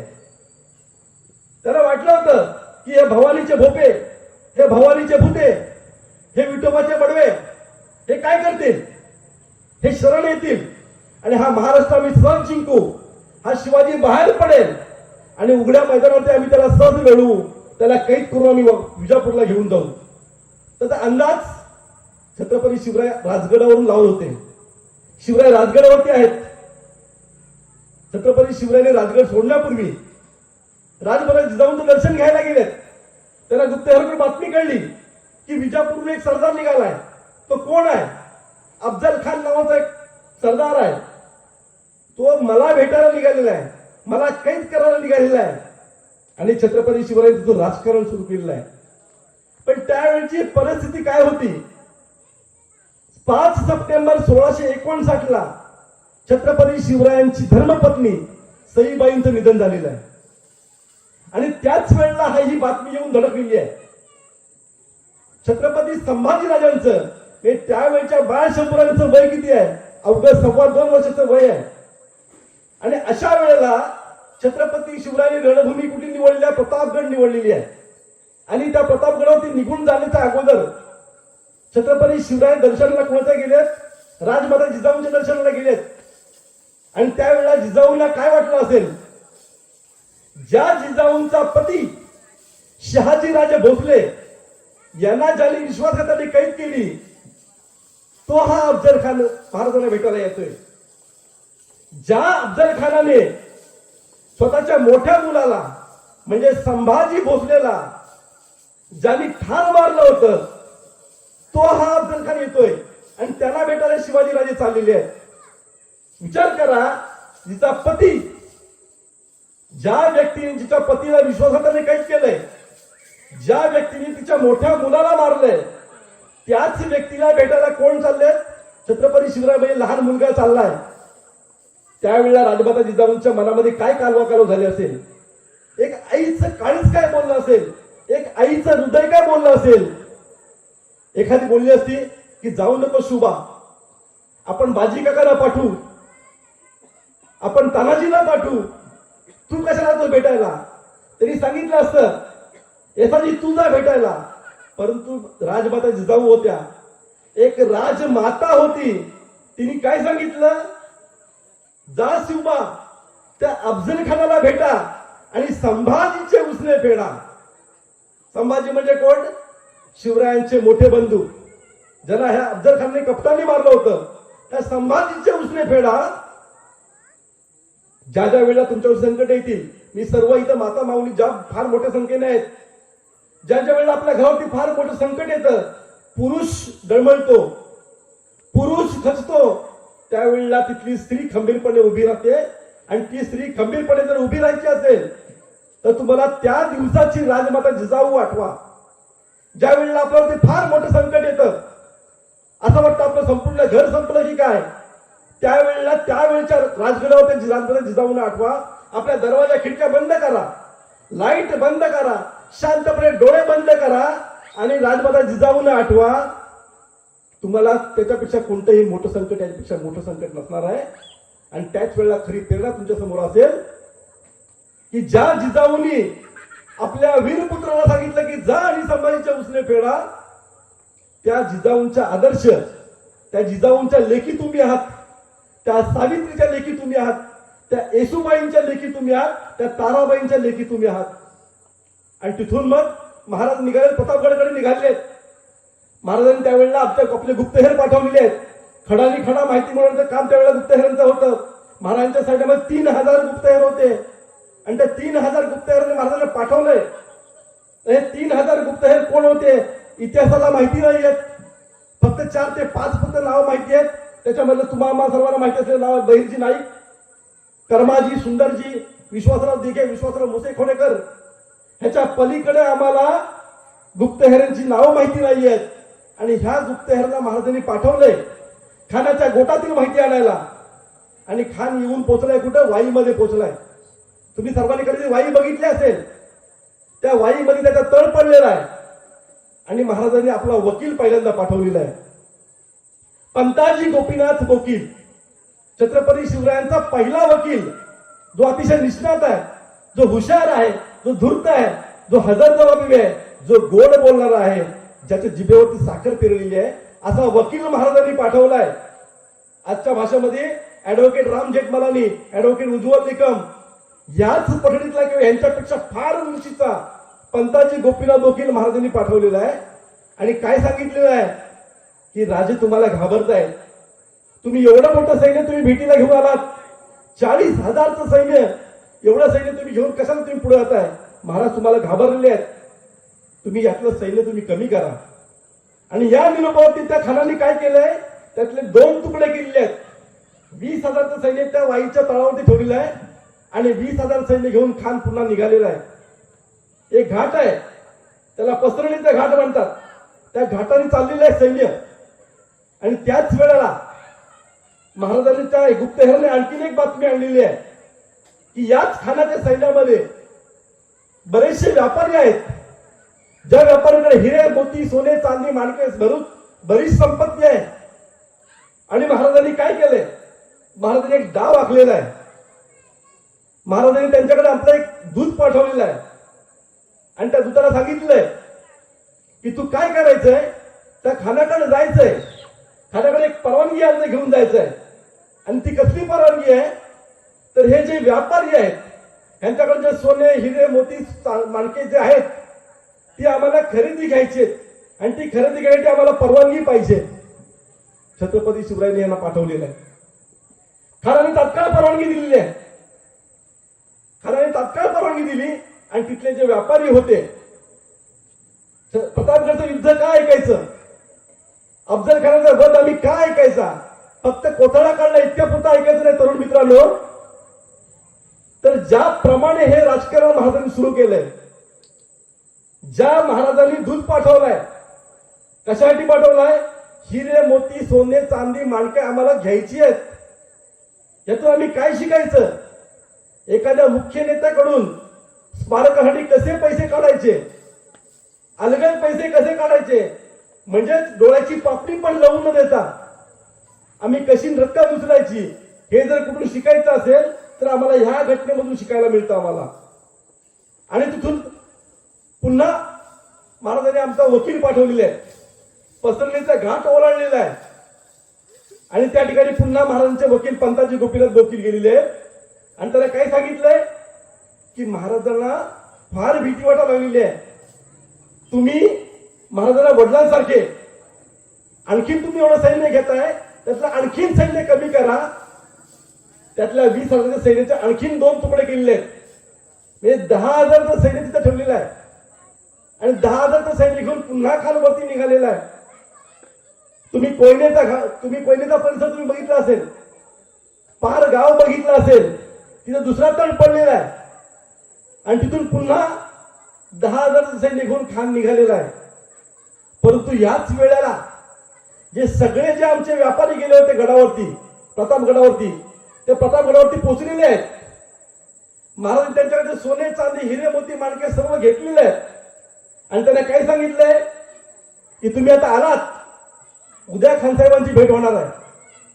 खानसाहेबांची भेट झाली की परवा आम्ही तुम्हाला तुमचा मोबदला देऊ आणि मग तुम्ही तुमच्या देशी निघून जा. जशीच्या तशी सगळीच्या सगळी संपत्ती आमच्या प्रतापगडच्या त्या अंबरखान्यामध्ये गेलेली आहे, त्या खजिन्यामध्ये गेलेली आहे. रक्ताचा एकही थेंब न सांडता, कुठलाही एकही मावळा न गमावता लाखो रुपयाची संपत्ती अलगद कुठे गेलेली आहे? प्रतापगडावरती गेलेली आहे. हे म्हणजे शिवनीती आहे, हे म्हणजे शिवचरित्र आहे. रक्ताचा एकही थेंब न सांडता, आमचा एकही मावळा न गमावता अख्खीच्या अख्खी संपत्ती, शत्रूची संपत्ती कुठे गेलेली आहे? आमच्या खजिन्यामध्ये गेलेली आहे. शिवचरित्र शिकायचं असेल तर आम्हाला हे शिकावं लागेल. आणि पुन्हा महाराजांनी आणखीन डावपे दाखवायला सुरुवात केलेली आहे. 10,000च्या सैन्याच्या पुन्हा आणखी महाराजांनी त्यांचा हेर पाठवलेला आहे. आणि काय सांगितलंय की तुम्ही एवढं सैन्य घेऊन यायचं, तुमची भेट होणार नाही. आणि पुन्हा ठरलं की 1,000 सशस्त्र पठाण घेऊन 10 नोव्हेंबर 1659 आपण भेटायचं. जनीच्या टेंब्याजवळ त्यांची भेट ठरलेली आहे आणि त्या जनीच्या टेंब्यामध्ये मोठा शामियाना उभारलेला आहे. 10 नोव्हेंबर तारीख ठरलेली आहे. आणि त्याच वेळेला महाराजांनी आणखीन एक फार मोठी गुप्त योजना आखलेली आहे. आमच्या तरुण मुलांनी, आमच्या महिलांनी जाणीवपूर्वक ऐकायचंय. तुम्ही तुमच्या मुलांना सांगायचंय, तुम्ही तुमच्या मुलांना शिकवायचंय. रामायण महाभारत आता काय आम्ही सांगत नाहीये, परंतु जिजाऊंनी रामायण महाभारत महाराजांना सांगितलं. त्याचे संस्कार महाराजांवरती होते. त्यांनी काय केलंय? महाराजांनी आणखीन एक फार मोठी घटना, तुम्हाला जर आता तुम्ही फोटो बघाल, लांब दाढी असलेला फोटो महाराजांचा आम्हाला प्रत्येक वेळेला बघायला मिळतो. लहानपणीची शिवबा आम्हाला बघायला कुठल्याच फोटोमध्ये मिळत नाही. तरुणपणीची शिवबा कुठं बघायला मिळत नाही. फक्त लांब दाढी असलेला फोटो का बघायला मिळतो? कारण तो पोर्तुगीज चित्रकाराने रेखाटलेला म्हणून आम्हाला बघायला मिळतो. परंतु त्याच वेळेला छत्रपती शिवरायांनी काय केलं? एका नाभिकाला बोलवलं आणि त्यांनी सांगितलं की माझी दाढी जेवढी बारीक केली होती तेवढी बारीक कर दाढी. त्यांनी दाढी पूर्णपणे कातरली. त्या नाभिकाने दाढी पूर्ण कातरली, इतकी कातरली की तिथला एकही केस असा अजिबात हातामध्ये येणार नाही, इतकी कातरली. तुम्ही म्हणाल ह्यात काय एवढं विशेष केलं? दाढी कातरली म्हणजे काय केलं? महाराजांना हे माहिती होतं की हा खान दगाबाज आहे, हा खान कपटी आहे, हा खान विश्वासघाती आहे. ज्या वेळेला परस्पर आमची भेट होईल, ज्या वेळेला आम्ही एकमेकांना आलिंगन देऊ, त्यावेळेला हा खान काय करेल? हा खान झटापट करेल. आणि त्या झटापटीमध्ये माझा जिरटोप तो भक्कम आहे, गच्च आहे, माझा अंगरका गच्च आहे, माझा पायजमा गच्च आहे, माझा चिलखट घट्ट आहे.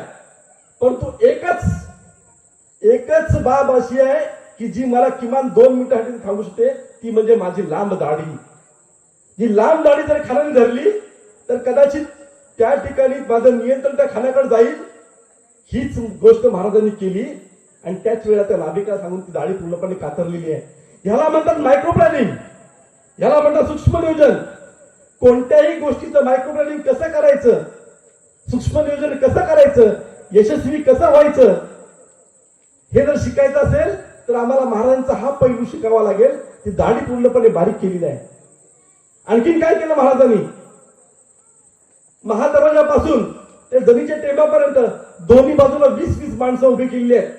म्हणजे इकडं 20 आणि इकडं 20, 40 माणसं उभी केलेली आहेत. 10 नोव्हेंबर 1659 सकाळी. आणि ती दोन्ही माणसांकडे काय दिलेले आहेत? त्या 40 माणसांना महाराजांनी काय दिलेले आहेत? चांदीची तपकं दिलेली आहेत, म्हणजे ताटं दिलेली आहेत चांदीची. आणि प्रत्येकाच्या त्या चांदीच्या ताटामध्ये महाराजांनी काय काय दिले आहेत? अत्तराच्या कुप्या ठेवलेल्या आहेत. त्या अफजल खानाला शत्रूचे समजा कोण गुप्तहेर आले तर त्यांना वाटावं काय? तर आमच्या स्वागतासाठी हे अत्तराचे फाये इथं उभे केलेले आहेत, अत्तराच्या कुप्या आमच्यासाठी ठेवलेल्या आहेत, हे शत्रूला कळावं. परंतु त्याच वेळेला त्याच ताटांच्या खालच्या बाजूला धारदार शस्त्र ठेवलेली आहेत. जर तुम्ही प्रेमाने आलात तर तुमच्यावरती अत्तराचे फाये उडवू आम्ही, आणि जर तुम्ही कपटाने आलात तर आम्ही तुमची कत्तल करू. हे महाराजांचं नियोजन आहे आणि भेटीची वेळ ठरलेली आहे. आणि त्या भेटीच्या वेळामध्ये पुन्हा एकदा महाराजांना कळलं की ह्या 1,000 पठाणांच्या सोबत आणखीन एक सय्यद बंडा नावाचा एक गुजरी आहे, एक सय्यद बंडा नावाचा अंगरक्षक आहे. महाराजांनी त्याला पण सांगितलं, पंताजी गोपीनाथ बोकिलांना पाठवलं आणि सांगितलं जो सय्यद बंडा आहे त्याला त्या शामियानाच्या बाहेर काढा. 1,000 पठाण कुठं आहेत? बाणाच्या टप्प्यावरती, म्हणजे 900 फूट अंतरावरती. आणि शामियानामध्ये कोण कोण आता उरलं? फक्त एका बाजूला छत्रपती शिवराय आणि एका बाजूला अफजल खान. काय वाटतं तुम्हाला यातून? 40,000चं सैन्य घेऊन निघाला अफजल खान. त्या जरीच्या टेंब्याच्या शामियानामध्ये फक्त एकटा उरला होता. हे आहे शिवचरित्र आणि हे आहे शिवनीती. आम्हाला हे शिकायचंय. 40,000मधून एकटा पाडायचा आहे आणि एकटा पाडून त्याला संपवायचंय, त्याचा कोथळा काढायचा आहे, त्याला उभा फाडायचा आहे. हे छत्रपती शिवरायांनी त्यावेळेला केलं. म्हणजे 40,000 कुठं आणि एकटा कुठं? हे एकटा पाडणं म्हणजेच आम्हाला शिवचरित्र समजण्यासारखं आहे. परंतु हे शिवचरित्र आम्हाला समजलं नाही, आजपर्यंत आम्हाला समजलेलं नाही. म्हणूनच आमच्या 2-3 महिन्यापूर्वी आमचा दहिसरमधला एक नगरसेवक मारला गेला. हे शिवचरित्र आम्हाला अजून समजलेलं नाहीये. आम्ही फक्त जय भवानी जय शिवराय करतोय, आम्ही फक्त घोषणा देतोय, आम्ही फक्त झेंडे मिरवतोय. परंतु त्याच दहिसर मधल्या मराठी नगरसेवकाला कळलं असतं. मी ज्या वेळेला बातमी टीव्हीला बघितली त्यावेळेला मला पहिल्यांदा ते जाणवलं, अरे बोलवलंय कुणी? त्या मॉरिसनी बोलवलंय. कुणाच्या ऑफिसमध्ये? त्याच्याच ऑफिसमध्ये. कसं बोलवलंय? एकटा बोलवलंय. आणखीन काय केलंय? निशस्त्र बोलवलंय. सोबत कोणीच नाहीये. ज्या वेळेला बातमी बघितली त्यावेळेला मला कळलं की आम्ही फक्त 40 वर्ष फक्त जय भवानी जय शिवराय केलं, महाराजांचे पुतळे मिरवले, भगवे झेंडे फिरवले, परंतु आम्हाला अफजल खान वादापासून आम्हाला काही शिकता आलं नाही.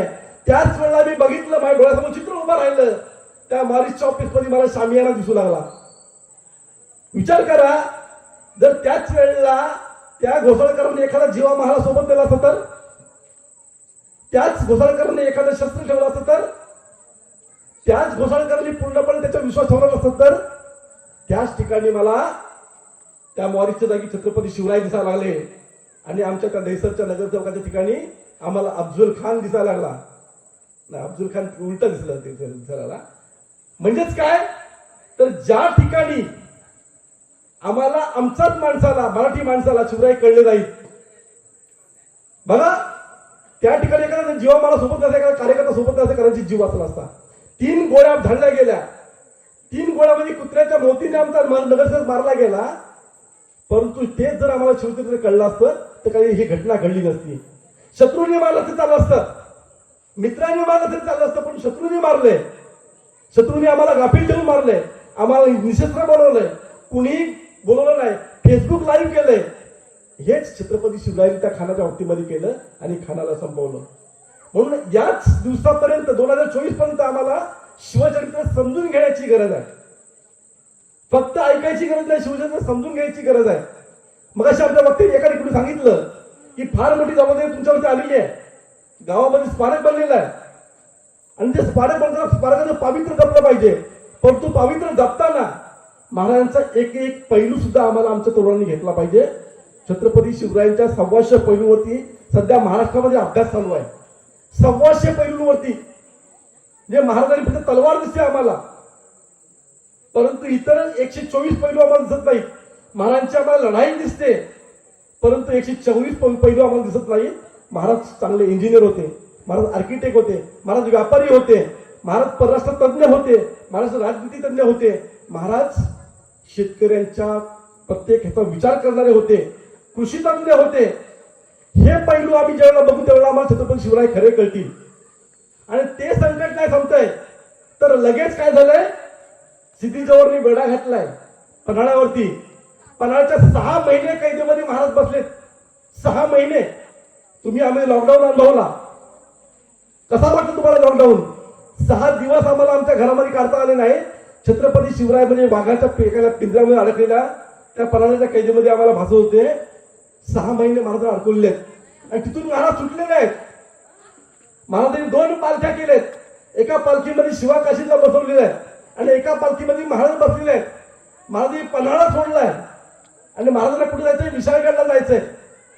पन्हाळगड ते विशाळगड 65 किलोमीटरचं अंतर आहे आणि या 65 किलोमीटर अंतर गाठायचंय. कोणताही एकही घोडा नाही, फक्त पायी चालत जायचंय. आणि मावळे किती घेतलेत महाराजांनी? 600 मावळे घेतलेले आहेत आणि 600 मावळे घेऊन महाराज निघालेले आहेत. महाराजांनी आषाढचा, मला आषाढ महिना समजत असेल तुम्हाला, या आता आमचा जुलै महिना आपण समजूया म्हणून, त्या आषाढ महिन्याच्या एका अमावस्येच्या रात्री महाराज निघालेले आहेत. रात्री 9 वाजता महाराज निघालेले आहेत आणि 6 वाजता महाराज त्या घोडखिंडीच्या पायथ्याशी, त्या घोडखिंडीच्या थोडीशी महाराज येऊन उभे राहिले आहेत. आणि त्याच वेळेला बाहेरून एक बातमी आलेली आहे की पाठीमागून सिद्धी मसूद नावाचा एक सरदार, तो सरदार पाठलाग करतो आपला. आणि त्याच्याकडे सैन्य किती आहेत? त्या सिद्धी मसूदकडे 5000चं सैन्य आहे. 5000चं सैन्य घेऊन निघालेलं आहे. आणि महाराजांनी अंतर किती कापलेलं आहे? 52 किलोमीटरचं अंतर कापलेलं आहे. पुढचे फक्त 13 किलोमीटरचं अंतर राहिलेलं आहे. मग इथून ते पाली इतकं अंतर राहिलेलं आहे. 13 किलोमीटरचं अंतर हे सहज कापता येऊ शकणार होतं, परंतु त्याच वेळेला आमचा मावळा त्या ठिकाणी उभा राहिला आणि त्यांनी सांगितलं की राजा तुम्ही विशाळगड गाठा, मी या घोडखिंड अडवतो, या घोडखिंडीचे मी गनिमाला लढवतो, गनिमाची झुंज घेतो, तुम्ही विशाळगड गाठा, विशाळगडावरती जा, तुम्ही तिथून तोफाचे 3 वार द्या आणि त्याच वेळेला मी ही खिंड सोडेल. जोपर्यंत माझ्या शरीरामध्ये एखादा थेंब आहे तोपर्यंत मी ही खिंड सोडणार नाही. आणि त्या ठिकाणी युद्ध सुरू झाले. किती? 300 विरुद्ध 5000, म्हणजे सिद्धी मसूदचं 5000चं सैन्य आणि आमचं 300 जे बांधलांचं सैन्य कितीचं आहे? अवघं 300चं सैन्य. 300 विरुद्ध 5000ची लढाई सुरू झालेली आहे. सकाळी 6 वाजता सुरू झालेली आहे आणि सकाळी 6 वाजता लढाई सुरू झाल्यानंतर म्हणजे रात्रभर प्रवास करून पायी चालून थकलेलं सैन्य आहे आणि ते लढतंय कोणाशी? घोड्यावरून आलेल्या 5000 सैनिकांशी लढतंय. म्हणजे 300 विरुद्ध 5000 मध्ये एका सैनिकांशी किती जण लढायचंय? 20 सैनिकांशी लढायचंय. परंतु त्याच वेळेला आमचा गनिमी कवाल त्या ठिकाणी कामाला आलेला आहे. त्या ठिकाणी त्या 300चे 3 तुकडे केलेले आहेत. म्हणजे खिंडीच्या तोंडाशी 100 उभं राहायचंय, त्यांना पुन्हा बॅकअपची 100ची फळी द्यायची आहे आणि त्यांना बॅकअप आणखी 100ची फळी द्यायची आहे आणि युद्ध सुरू झालेलं आहे.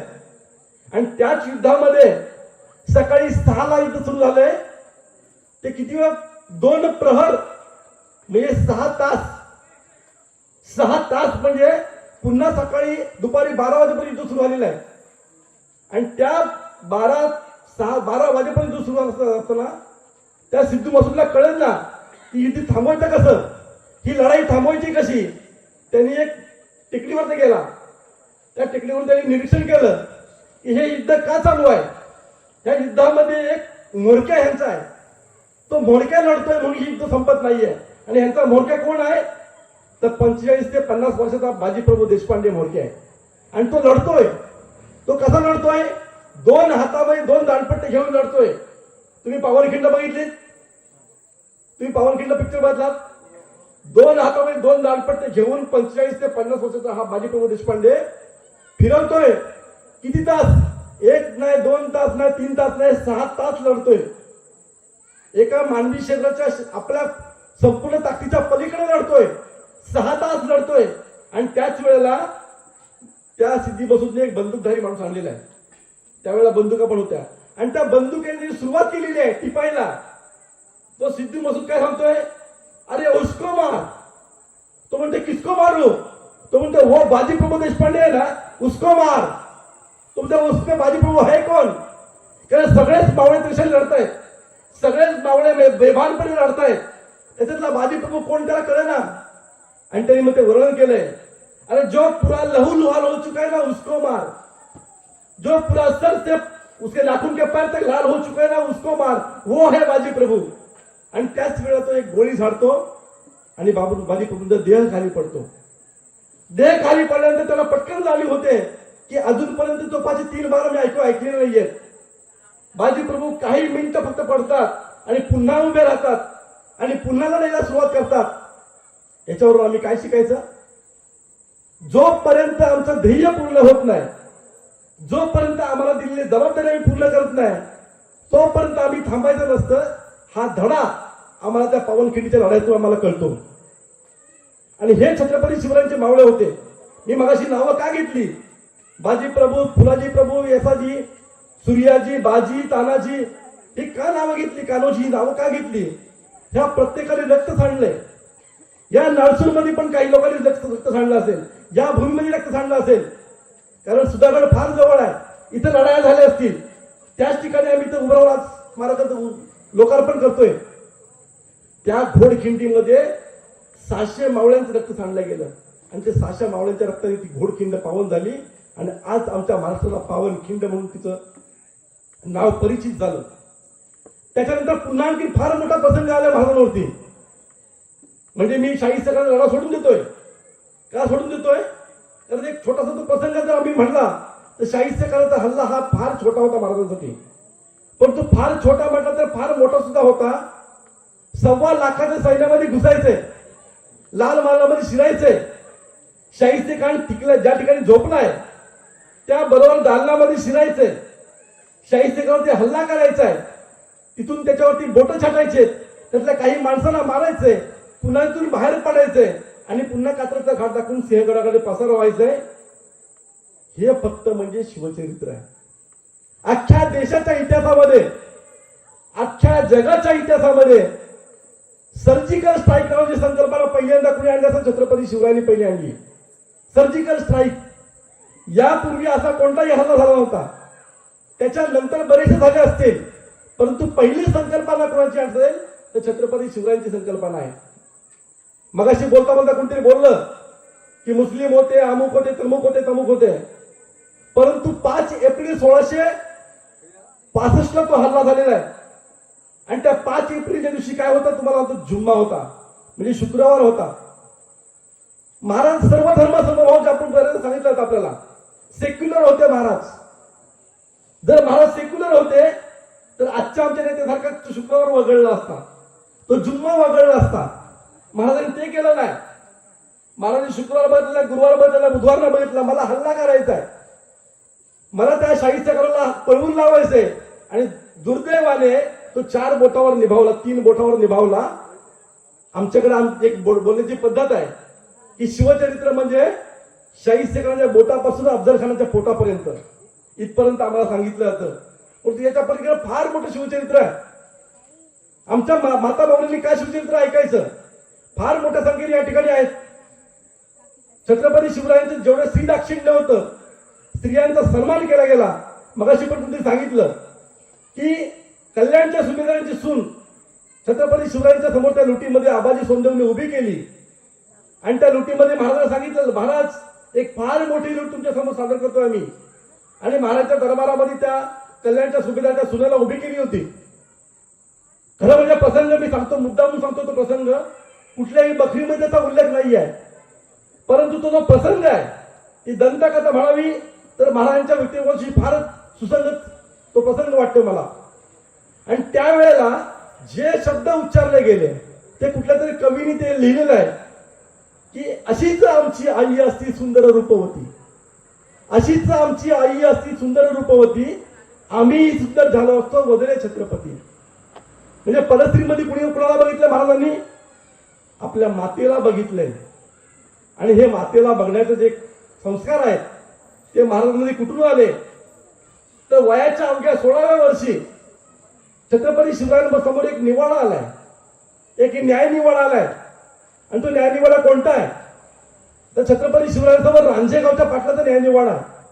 हा रांजेगावचा पाटील बाबाजी बिन भिकाजी गुजर पाटील यांनी काय केलंय? त्या रांजेगावातल्या एका ब्राह्मण स्त्रीवरती बदअमल केलाय. बदअमल म्हणजे काय केलाय? तर आजच्या भाषेमध्ये विनयभंग केलाय. आणि त्या बदअमलची, त्या विनयभंगाची केस छत्रपती शिवरायांच्या समोर आलेली आहे. आणि महाराजांचं वय अवघं 16 वर्ष आहे. बाजूला राजमाता जिजाऊ बसलेले आहेत, बाजूला दादाजी कोंडे बसलेले आहेत आणि मुख्य ठिकाणी छत्रपती शिवराय बसलेले आहेत, म्हणजे बाळ शिवबा बसलेले आहेत. आणि निवाडा सुरू झालेला आहे. त्यावेळेचा जो न्याय निर्णय आहे तो कदाचित राजमातांनी दिला असता, कदाचित दादोजींनी दिला असता, परंतु जिजाऊंनी सांगितलं ह्याचा निवाडा कोण करणार? तर बाल शिवबा करणार. आणि शिवबा राजांनी तो निवाडा सुरू केलाय की या बाबाजी बिन भिकाजी कुदर पाटलाला शिक्षा काय द्यायची. त्यांनी सांगितलं ह्या बाबाजी बिन भिकाजी कुदर पाटलाचा एक हात कोपरापासून आणि एक पाय ढोपरापासून तोडून टाका. मग याचा चौरंग करा. चौरंग म्हणजे काय, तो चौरंग हा का पूर्णपणे दिसतो माणूस, एक हात कोपरापासून एक पाय ढोपरापासून. ही शिक्षा दिलेली महाराजांनी वयाच्या अवघ्या 16व्या वर्षी. ज्या त्या ब्राह्मण स्त्रीवरती पहिल्यांदा जो हात लावला तो उजवा हात कोपरापासून छाटलाय, पूर्ण मारायला नाही त्या बाबाजी बिन गुजर पाटलाला. ज्या हाताने स्पर्श केलाय तो उजवा हात इथून कापलाय आणि ज्या पायाने चालत गेलाय तो पाय ढोपरापासून कापलाय. ही शिक्षा महाराजांनी दिलेली आहे. आणि माऊलीनं मी तुम्हाला मुद्दा सांगतो, माझ्या बहिणीसाठी तुम्ही आहात, माझ्या आईसाठी तुम्ही आहात. अशा प्रकारची शिक्षा दिल्यानंतर 1680 पर्यंत एकही घटना स्वराज्यामध्ये घडली नाही, एकही घटना स्वराज्यामध्ये घडलेली नाहीये. हे आहे शिवचरित्र. नाहीतर आमच्याकडे आज एक म्हण आहे की 17व्या वर्षी झालेल्या बलात्काराचा निकाल 17व्या वर्षी लागतो, तरी सुद्धा न्याय मिळत नाही. कारण आमची एक घटना आहे, आमची एक राज्य घटना आहे, आम्हाला काही मर्यादा आहेत. परंतु खरं म्हणजे छत्रपती शासन आमच्या रिक्षावरती लिहिलेलं असतं, आमच्या गाडीवरती लिहिलेलं असतं छत्रपती शासन. परंतु आमच्या आजच्या पिढीला छत्रपती शासन परवडणार नाहीये. तर छत्रपती शासन जर लागू केलं तर तुमचा एक हात कोपरापासून एक पाय ढोपरापासून तोडला जाईल. आणि मला वाटते तसं जर झालं तर या महाराष्ट्रामध्ये, ह्या देशामध्ये छत्रपती शासन जर लागू केलं तर एकही घटना आम्हाला ऐकायला मिळणार नाही. कारण नाहीतर आम्ही कोणताही दुसरा पेपर उघडा, मी मुद्दा म्हणून इथं सांगतो, कारण मी एक पत्रकार आहे. महिन्यातल्या 30 दिवसाच्या पैकी तुम्ही 20 दिवस मला दाखवा ज्याच्यामध्ये महिलांवरती अत्याचाराची काही एकीची बातमी नाही म्हणून. कोणताही माझं खुलेआम चॅलेंज आहे. कारण मी दररोज 8 ते 10 पेपर वाचतो. कुठल्या ना कुठल्या पेपरमध्ये एक तरी अत्याचाराची घटनेची त्या ठिकाणी बातमी येते. हे का घडतंय? आमचे संस्कार कमी आहे. आमच्या माऊलींना तेवढा वेळ नाही असं म्हणूया आपण. एक प्रसंग तुम्हाला सांगतो. रायगडला मी गेलो होतो आणि रायगड उतरत असताना वाळसुरे खिंडीच्या थोडासा वरती एक माऊली मी बघितली. एक तरुण वयाची, साधारण एक 25-26 वर्षाचं वय होतं आणि ती माऊली गड चढवते, रायगड चढवते. मला बघताच जाणवलं, मला राहवलं नाही. कारण साधारण 7वा-8वा महिना चालू असेल. आणि मी विचारलं की ताई तुम्ही ह्या अवस्थेमध्ये तुम्ही वरती जाताय?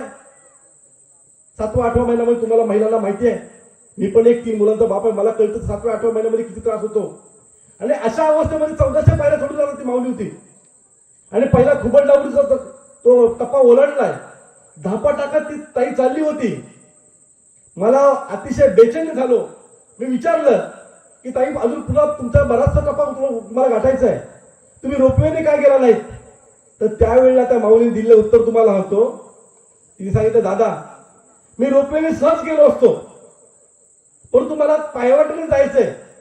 मला माहिती आहे 1400 पायऱ्या चढायचे, मी 1400 पायऱ्या चढून जाणार. मला माहिती आहे 8वा महिना मला चालू आहे, मला त्रास होणार आहे, तो त्रास मी सहन करणार आहे. कारण माझ्या पोटामध्ये बाळ जे आहे ना, ते मुलगी आहे की मुलगी नाही हे मला माहिती नाही आहे. परंतु जे बाळ जन्माला येईल ते पोटामध्येच अभिमन्यूसारखं रायगड बघेल आणि त्या रायगडचा पाईक होईल. हे उत्तर त्यावेळेच्या माऊलीचं आहे. किती चांगलं उत्तर त्या माऊलीने दिलेलं आहे. त्यानंतर ती माऊली कुठे गेली तर मुलगा झाला की मुलगी झाली मला माहिती नाहीये. परंतु खात्रीने इतकं सांगतो की ज्या पोटामध्ये जे बाळ असेल ना, तिने जन्मापूर्वीच त्यांनी काय बघितलं? रायगड बघितलाय. जन्मापूर्वीच छत्रपती शिवरायांसमोर नतमस्तक झालेलं आहे. जन्मापूर्वीच समाधीच्या समोर नतमस्तक झालेलं आहे. हे बाळ नक्कीच छत्रपती शिवरायांच्या विचाराचा पाईक झाल्याशिवाय राहणार नाही. हे आमच्या माता माऊलीने बघायचंय. तुम्ही अपेक्षा करताय की ह्या घटना थांबल्या पाहिजेत, पण त्याचं पहिलं कर्तव्य हे तुमचं पण आहे. घटना थांबणार कशा? आमच्या घरामध्ये आमचा मुलगा काय करतोय, कोणते रील्स बघतोय, कोणते व्हिडिओ बघतोय, त्याच्याकडे आमचं बारीक लक्ष पाहिजे. आमची मुलगी काय करते, मोबाईलवरती काय चॅटिंग करते, आमच्या प्रत्येक माऊलीचं कर्तव्य आहे. लव्ह जिहाद नावाचं फार मोठं संकट आमच्या या महाराष्ट्रामध्ये घोंगावतंय. आणि ते जर लव्ह जिहादाला तोंड द्यायचं असेल तर आम्हाला प्रत्येकाला राजमाता जिजाऊन तुम्हाला बनणं, तुम्हाला नक्कीच बनावा लागेल. फार मोठ्या घटना तुम्हाला माहितीच लव जिहादच्या, एक काल परवाची घटना, 1-2 महिन्यापूर्वीची घटना तुम्ही बघितली असेल. दरवेळेला घटना बघितली तर आम्ही अस्वस्थ होतो. या महाराष्ट्रामध्ये लव जिहाद होतोच कसा? या महाराष्ट्रामध्ये आमची महाराष्ट्रात तरुणी, मराठी तरुणी अशा प्रकारे कशी फसली जाते? संस्कार कमी आहेत. डान्स क्लासेसला जाण्यापेक्षा लाठीकाठी हातामध्ये घ्या. जे स्मारक उभा केलंय, ज्याप्रमाणे आमच्या तरुणांची जबाबदारी आहे तशी तरुणींची पण जबाबदारी आहे. आमच्या इथल्या एका लाठीकाठीचं पथक तयार व्हायला पाहिजे. तुम्हाला सशस्त्र फार काही इथं कुठलं शस्त्र घ्यायची गरज नाही. एक साधी काठी असेल आणि काठी फिरवण्याची तुमच्याकडे कला असेल तर सहज तुम्ही 4-5 जणांना सहज ओळखू शकताय, फक्त काठी तुम्ही शिकली तरी पण. आणि लव जिहाद का म्हणतोय मी? कारण एक जी परवा जी 2 महिन्यापूर्वी जे प्रसंग घडलाय, एक तरुणी चेंबूरहून जायची, दादरला उतरायची, भायखळला जिल्ह्याला जायची. दररोज जाण्या येण्याच्या वेळा त्यांनी बघितल्या होत्या. बरोबर त्याच वेळेला टॅक्सीत यायची, टॅक्सीमध्ये बसायची, भायखळ्याला जायची, जिल्ह्याला जायची. त्या ओळखीचं रूपांतर प्रेमामध्ये झालं, प्रेमाचं रूपांतर लग्नामध्ये झालं आणि अवघ्या 10 दिवसामध्ये त्याच ताईचं प्रेत चिरनेच्या जंगलामध्ये सापडलं गेलं, पूर्णपणे तोडलेलं आणि पूर्ण सुटकेसमध्ये भरलेलं. ते चिरनेच्या जंगलामध्ये पाहायला मिळालं. ह्याला म्हणतात लव जिहाद. तर आम्हाला कळलं नाही. कारण काय, हल्ली एक हे आहे की आमचा तरुण टिळा लावून येतो. हल्ली ते पण सुरू झालेलं आहे. लव जिहाद मध्ये ते पण सुरू झालेलं आहे. नाव वेगळं घेतलं जातं, परंतु त्याची खरी सुरुवात कुठून होते? आमच्या ज्या लहान मुली या ठिकाणी बसत माझ्या मुलींसारख्या आहेत. माझी मुलगी आता 10वी पास झालेली आहे. तर मी मुद्दामून तुम्हाला सांगतोय, तुम्ही कॉलेजला जाता, तुम्ही शाळेमध्ये जाता, एक ग्रुप असतो आणि त्या ग्रुपमध्ये काय होतं, तुमची एक कोणतरी मैत्रीण असते. शक्यतो गावाच्या शाळेमध्ये कोण नसतो, पण शहरावाल्या शाळेमध्ये असतात. एखादी सकीना असते, एखादी मोहसिना असते आणि ती काय करते, आमच्या तरुणीला बोलते, तू माझ्या घरी चल. घरी घेऊन जाते. मी कसा हिजाब बघते बघ, बांधते बघ, ही टिकली कशा घालतेस, टिकली आमची काढली जाते. ते हिजाब कसा मारायचं सांगितलं जातं. हळूहळू संपूर्ण मानसिक पूर्णपणे हे केलं जातं, तयार केली जाते. आणि त्यानंतर अचानक बऱ्याच दिवसाच्या मैत्रीनंतर त्या ग्रुपमध्ये कोणतरी एक अब्दुल शिरतो, कोणतरी यासीन शिरतो आणि तो सहज मस्करीमध्ये हात टाकतो खांद्यावरती आणि फोटो घेतला जातो. आणि तोच फोटो त्या लव जिहादला कारणीभूत ठरतो.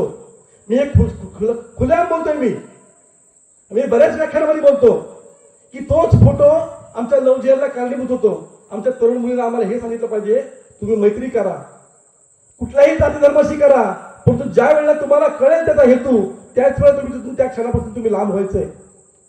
कारण लव जिहाद या महाराष्ट्रातली फार मोठी संकट या ठिकाणी उभं राहणार आहे. आम्ही व्याख्यानं का द्यायची? ज्या छत्रपती शिवरायांनी मगाशी मी सांगितलं, काशी की कला जाती मथुरा मस्जिद वस्ती, अगर शिवाजीला होतो तो सुन्नत होते सबकी. पुन्हा जर आम्हाला सुन्नत व्हायची नसेल तर तुम्हाला आम्हाला सर्वांनी जागृत राहणं अतिशय गरजेचं आहे. छत्रपती शिवरायाला पुरंदरचा तह झालाय आणि महाराजांना बोलवलंय कुठे? आग्र्याला, औरंगजेबाच्या वाढदिवसाला. 12 मे 1666 तारीख आहे. आणि महाराज बाळ शंभूराजाला घेऊन कुठे चालले आहेत? आग्र्याला निघालेले आहेत. 1299 किलोमीटरचं अंतर आहे, राजगड ते आग्रा. आणि महाराज बाळ शंभूराजाला घेऊन चालले आहेत. अवघ्या 9 वर्ष वयाच्या बाळ शंभूला घेऊन गेलेले आहेत. आणि कुठे गेलेले आहेत? औरंगजेबाच्या राजधानीमध्ये. जो औरंगजेब कसा आहे? औरंगजेब पापी आहे, औरंगजेब पाताळयंत्री आहे, औरंगजेब धूर्त आहे, औरंगजेब कपटी आहे. आणि कपटी आहे, कसा कपटी आहे? तो जो औरंगजेब त्या दिल्लीच्या तटासाठी ज्यांनी स्वतःच्या बापाला जहरी तेलाचं मालिश करून संपवलेला आहे, असा औरंगजेब आहे. ज्यांनी स्वतःचा सक्का भाऊ, मोठा भाऊ ह्या गादीच्या ह्याच्यामध्ये स्पर्धेमध्ये येऊ नये म्हणून ज्या दारा शुकोरचं मुंडकं उडवलेलं आहे, असा औरंगजेब आहे. आणि त्या औरंगजेबाला भेटायला महाराज चाललेले आहेत. त्यावेळेला महाराजांचं वय किती आहे? अवघं 35 वर्षाचं वय आहे. आणि महाराज आग्र्याला गेलेले आहेत. दरबार भरलेला आहे. आणि दरबार भरल्यानंतर महाराजांना ज्या रांगेमध्ये उभं केलेलं आहे त्या रांगेमध्ये बसून महाराजांना चीड आलेली आहे. आणि महाराज तडक तो दरबार सोडलेला आहे. महाराजांना कैद झालेली आहे. आणि मग महाराजांनी म्हणजे महाराजांच्या आयुष्यामध्ये पहिला पश्चाताप कुठं आला असेल तर महाराजांना पहिला पश्चाताप त्या आग्र्याच्या कैदेमध्ये झाला. का पश्चाताप झाला तर 9 वर्षाच्या शंभू महाराजांना सोबत घेऊन गेलेले आहेत. आज आमच्या लहान मुली या ठिकाणी बसलेत, आमची लहान मुलं बसली आहेत. आमचा मुलगा जर सहलीला गेला तर आम्ही 50 फोन करतो सरांना की बाबा उलटी केली काय, सरांना विचारतो आम्ही त्यांनी उलटी केली काय, तो कुठे खाली खाल्लं की नाही, तो उपाशी आहे की नाही. परंतु त्याच वेळेला स्वतःच्या 9 वर्षाच्या मुलाला घेऊन महाराज कुठे गेलेले आहेत, शत्रूच्या गोटामध्ये गेलेले आहेत. आणि 1-2 किलोमीटर नाही आहे, 1300 किलोमीटर गेलेले आहेत. आणि त्या आग्र्याच्या कैदेमध्ये महाराजांनी राजकारण सुरू केलंय. इथून बाहेर कसं पडायचं आणि बाहेर कसं पडायचं या विचारामध्ये असताना महाराजांना जाणवलं ह्या कैदेमध्ये बाहेर गुप्तहेर येऊ शकत नाही, आतमध्ये येऊ शकत नाही, बाहेर जाऊ शकत नाही. फक्त 2च व्यक्ती आतमध्ये येऊ शकत होत्या, ते म्हणजे महाराजांचा अतिशय विश्वासू माणूस हिरोजी फर्जत आणि दुसरे कोण तर बाळ शंभूराजे. 9 वर्षाचे शंभूराजे आणि 9 वर्षाचे शंभूराजे आतमध्ये येऊ शकत होते, बाहेर जाऊ शकत होते. महाराजांनी काय केलंय, त्या शंभूराजांना विश्वासात घेतलं, शंभूराजांना काय गोष्टी सांगितल्या आणि त्या बाळ शंभूराजांनी काय केलंय, त्या आग्रा शहराची खडानिखडा माहिती गोळा करायला सुरुवात केलेली आहे. म्हणजे आग्रा शहरामध्ये कोणता व्यापार चालतो, आग्रा शहरामध्ये कोणत्या गल्लीमध्ये कोण अधिकारी असतो, तो गल्लीतून कोणता माणूस जातो, त्या ठिकाणी कोणता अधिकारी आहे, तो अधिकारी कसा आहे, ही सगळी खडानिखडा माहिती त्या शंभूराजांनी कुणाला द्यायला सुरुवात केलेली आहे, महाराजांना सुरुवात केलेली आहे. म्हणजेच गुप्तहेर तर कोण बनलेलं आहे, 9 वर्षाचे शंभूराजे गुप्तहेर बनलेले आहेत. जगाच्या पाठीवरती स्वतःच्या पोटच्या मुलाला गुप्तहेर बनवणारे छत्रपती शिवराय आम्हाला कधीच कळलेच नाही. मला सांगा, आमच्या या ठिकाणी बसलेला 9 वर्षाचा मुलगा म्हणजे 4थीतला मुलगा पालीमध्ये गेल्यानंतर भांबावतो. पालीमध्ये कुठल्या ठिकाणी काय आहे, मंदिर कुठे आहे, बाजार कुठे आहे, दुकानं कुठली आहेत, भांबावतो. परंतु 9 वर्षाचे शंभूराजे त्या आग्र्यामध्ये जाऊन बिनधास्त फिरतायत आणि माहिती काढतायत. फौलाद खान कुठं आहे, सुमेर खान कुठं आहे, अमुक कुठं आहे, तमुक कुठं आहे, सगळी माहिती काढलेली आहे आणि महाराजांना दिलेली आहे. आणि त्याच वेळेला बाळ शंभूराजांनी फार आणखी एक गुप्तहेराची मोठी कामगिरी केलेली आहे. तिथपासून 6 कोसावरती काळोजी कुंभार नावाचा एक कुंभार आहे, ही माहिती शंभूराजांनी काढलेली आहे. आणि काळोजी कुंभार कुठला आहे तर राजगडच्या पायथ्याचा आहे, परंतु बरीच वर्षापासून तो आग्र्यामध्ये आहे, ही माहिती काढलेली आहे. आणि ही माहिती महाराजांना सांगितलेली आहे. महाराजांनी काय मंत्र दिलाय, त्यांनी काय केलंय, त्या शंभूराजांना सांगितलंय की त्या काळोजी काकाला भेट, त्यांना सांग मी आजपासून सांगेपर्यंत आणखी पुढच्या 15 दिवसापर्यंत ती भट्टी चालू ठेवायची आहे. ती कुंभाराची भट्टी चालू केलेली आहे, सकाळपासून रात्रीपर्यंत, रात्रीपासून पुन्हा सकाळपर्यंत दिवस रात्र ती भट्टी चालू ठेवलेली आहे. दिवस रात्र भट्टी चालू ठेवलेली आहे, 16 तास 16 दिवस. आणि एक दिवशी महाराजांनी प्लॅन रचलेला आहे, महाराजांनी त्या आग्र्याच्या काहीतरी विसर्जन ठरवलेलं आहे. आणि त्याच वेळेला महाराजांचे घोडे आले, त्यावेळेला महाराजांना दिसलं की त्या बाजून धुराचे लोट आहेत.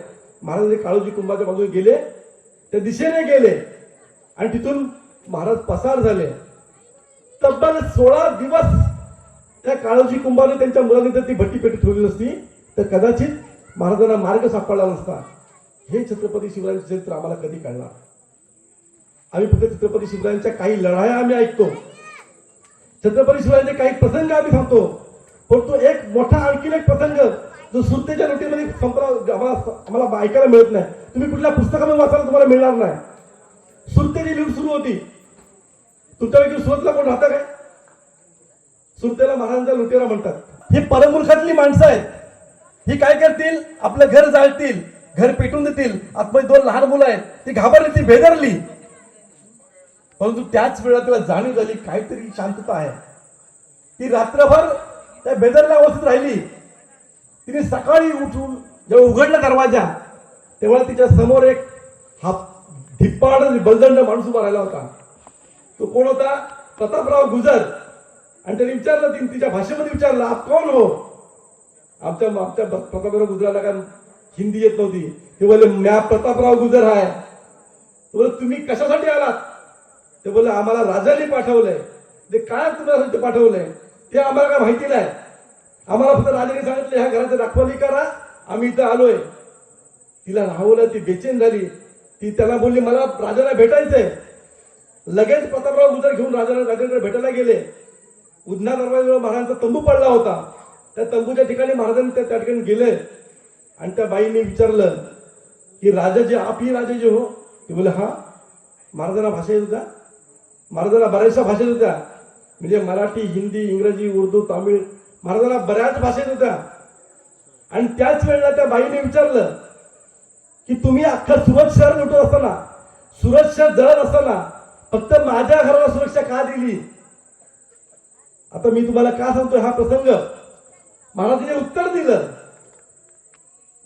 ते महाराज काय बोलले की हंसाबेन, ह्या पहिल्या हंसाबेनला ती हंसाबेन पूर्णपणे गपगार झाली की एवढ्या प्रमुखाच्या राजाला माझं नाव कसं माहिती.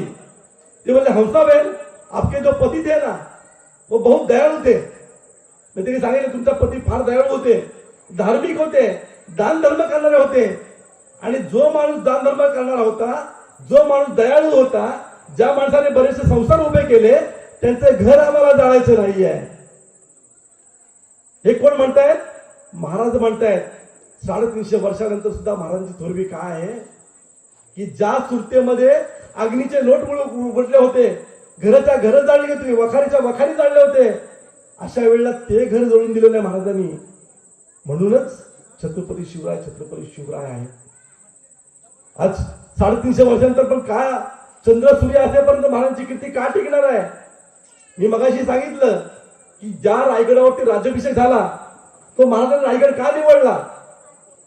या ठिकाणी मुद्दामून तुम्हाला सांगतो की ज्या ठिकाणी एखादा थेंब पण झाला नव्हता असं ठिकाण महाराजांना पाहिजे होतं. महाराजांनी बरेचसे किल्ले निवडले, परंतु महाराजांनंतर जाणीव आली की रायगड असा एकमेव किल्ला आहे की ज्या किल्ल्यावरती आजही एकही रक्ताचा थेंब काढला नाही. आणि म्हणून महाराजांनी आजच्या दिवशी त्या ठिकाणी राज्याभिषेक करून घेतला. तुम्ही आम्ही नशीबवान का. रायगडच्या भूमीतला एक प्रसंग तुम्हाला सांगतो की रायगड ज्यावेळेला मी खाली उतरत होतो त्यावेळेला एका ठिकाणी सांगलीचे 2 तरुण मला दिसले आणि त्या प्लास्टिकच्या पिशवीमध्ये माती भरत होते. आणि ते माती भरताना मला राहावं नाही.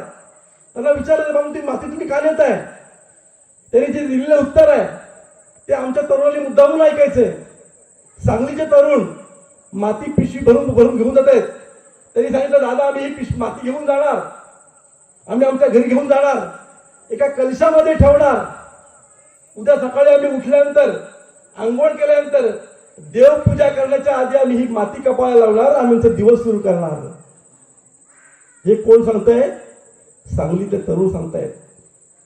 परंतु आमच्या तरुणांना, रायगडच्या तरुणांना ते अजूनही कळलेलं नाही आहे की रायगडचे पवित्र माती कपाळाला लावणारे सांगलीचे तरुण ज्या वाटेवर चालतायत त्या वाटेवरती आमचे तरुण फार मागे आहेत.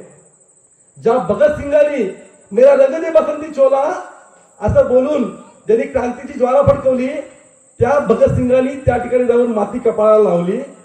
ज्या सुभाष बाबूंनी ब्रिटिशांच्या कैदीतून जाताना त्यांना महाराजांचा तो प्रसंग आठवला, त्या सुभाष बाबूंनी काय केलं, छत्रपती शिवरायांचा तो प्रसंग आठवला. असं शिवचरित्र आम्हाला ऐकून घ्यायचंय. कारण का तर ह्याच शिवचरित्रातून आमचे हजारो पुढचे वर्ष या राजधानी रायगडावरती आम्हाला आमचा मार्ग दिसेल. आज या ठिकाणी मला बोलण्याची संधी दिली. खरं म्हणजे प्रत्येक व्याख्यानाच्या शेवटला मी गारद देतो, कारण आमच्या या छत्रपती शिवरायांचा जो इतिहास आहे, मगाशी आमचे एक टाईम छोटे मी ऐकलं होतं आतमध्ये गारद देताना, खूप चांगलं वाटलं की आम्ही इतर काय पाठ करण्यापेक्षा ती गारद पाठ करा. ज्या ठिकाणी तुम्ही ज्या भूमीमध्ये जन्म घेतलाय, तुम्ही ह्या शूरवीरांच्या भूमीमध्ये तुम्ही जन्म घेतलाय.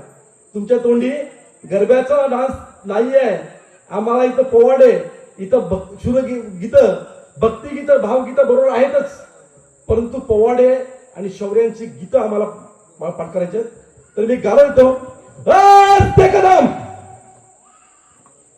अस्ते कदम, महाराज गणपती गजपती भूपती नरपती सुवर्णरत्न श्रीपती अष्टावधान जागृत अष्टप्रधान वेष्टित न्याय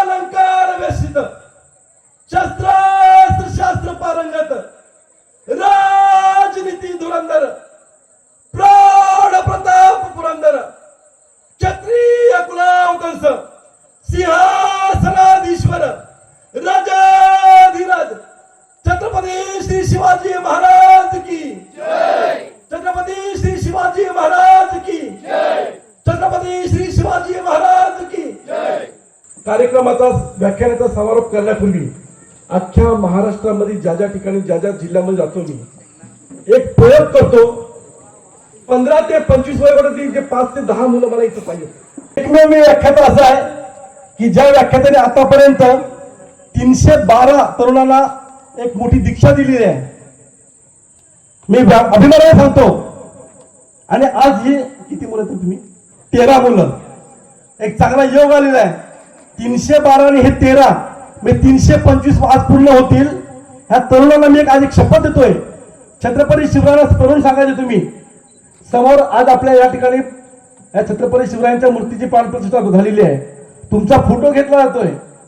तुम्ही एकच सांगायचंय की आजपासून 6 जून 1624 पासून आम्ही आमच्या आयुष्याच्या शेवटच्या क्षणापर्यंत कोणतंही व्यसन करणार नाही असं तुम्ही आम्हाला या छत्रपती शिवरायांच्या साक्षीने तुम्ही आज या ठिकाणी शपथ तुम्ही बोलायचंय की छत्रपती शिवरायांना स्मरण आम्ही करून सांगतो. बोला. छत्रपती शिवाजी महाराज स्मरून सांगतो.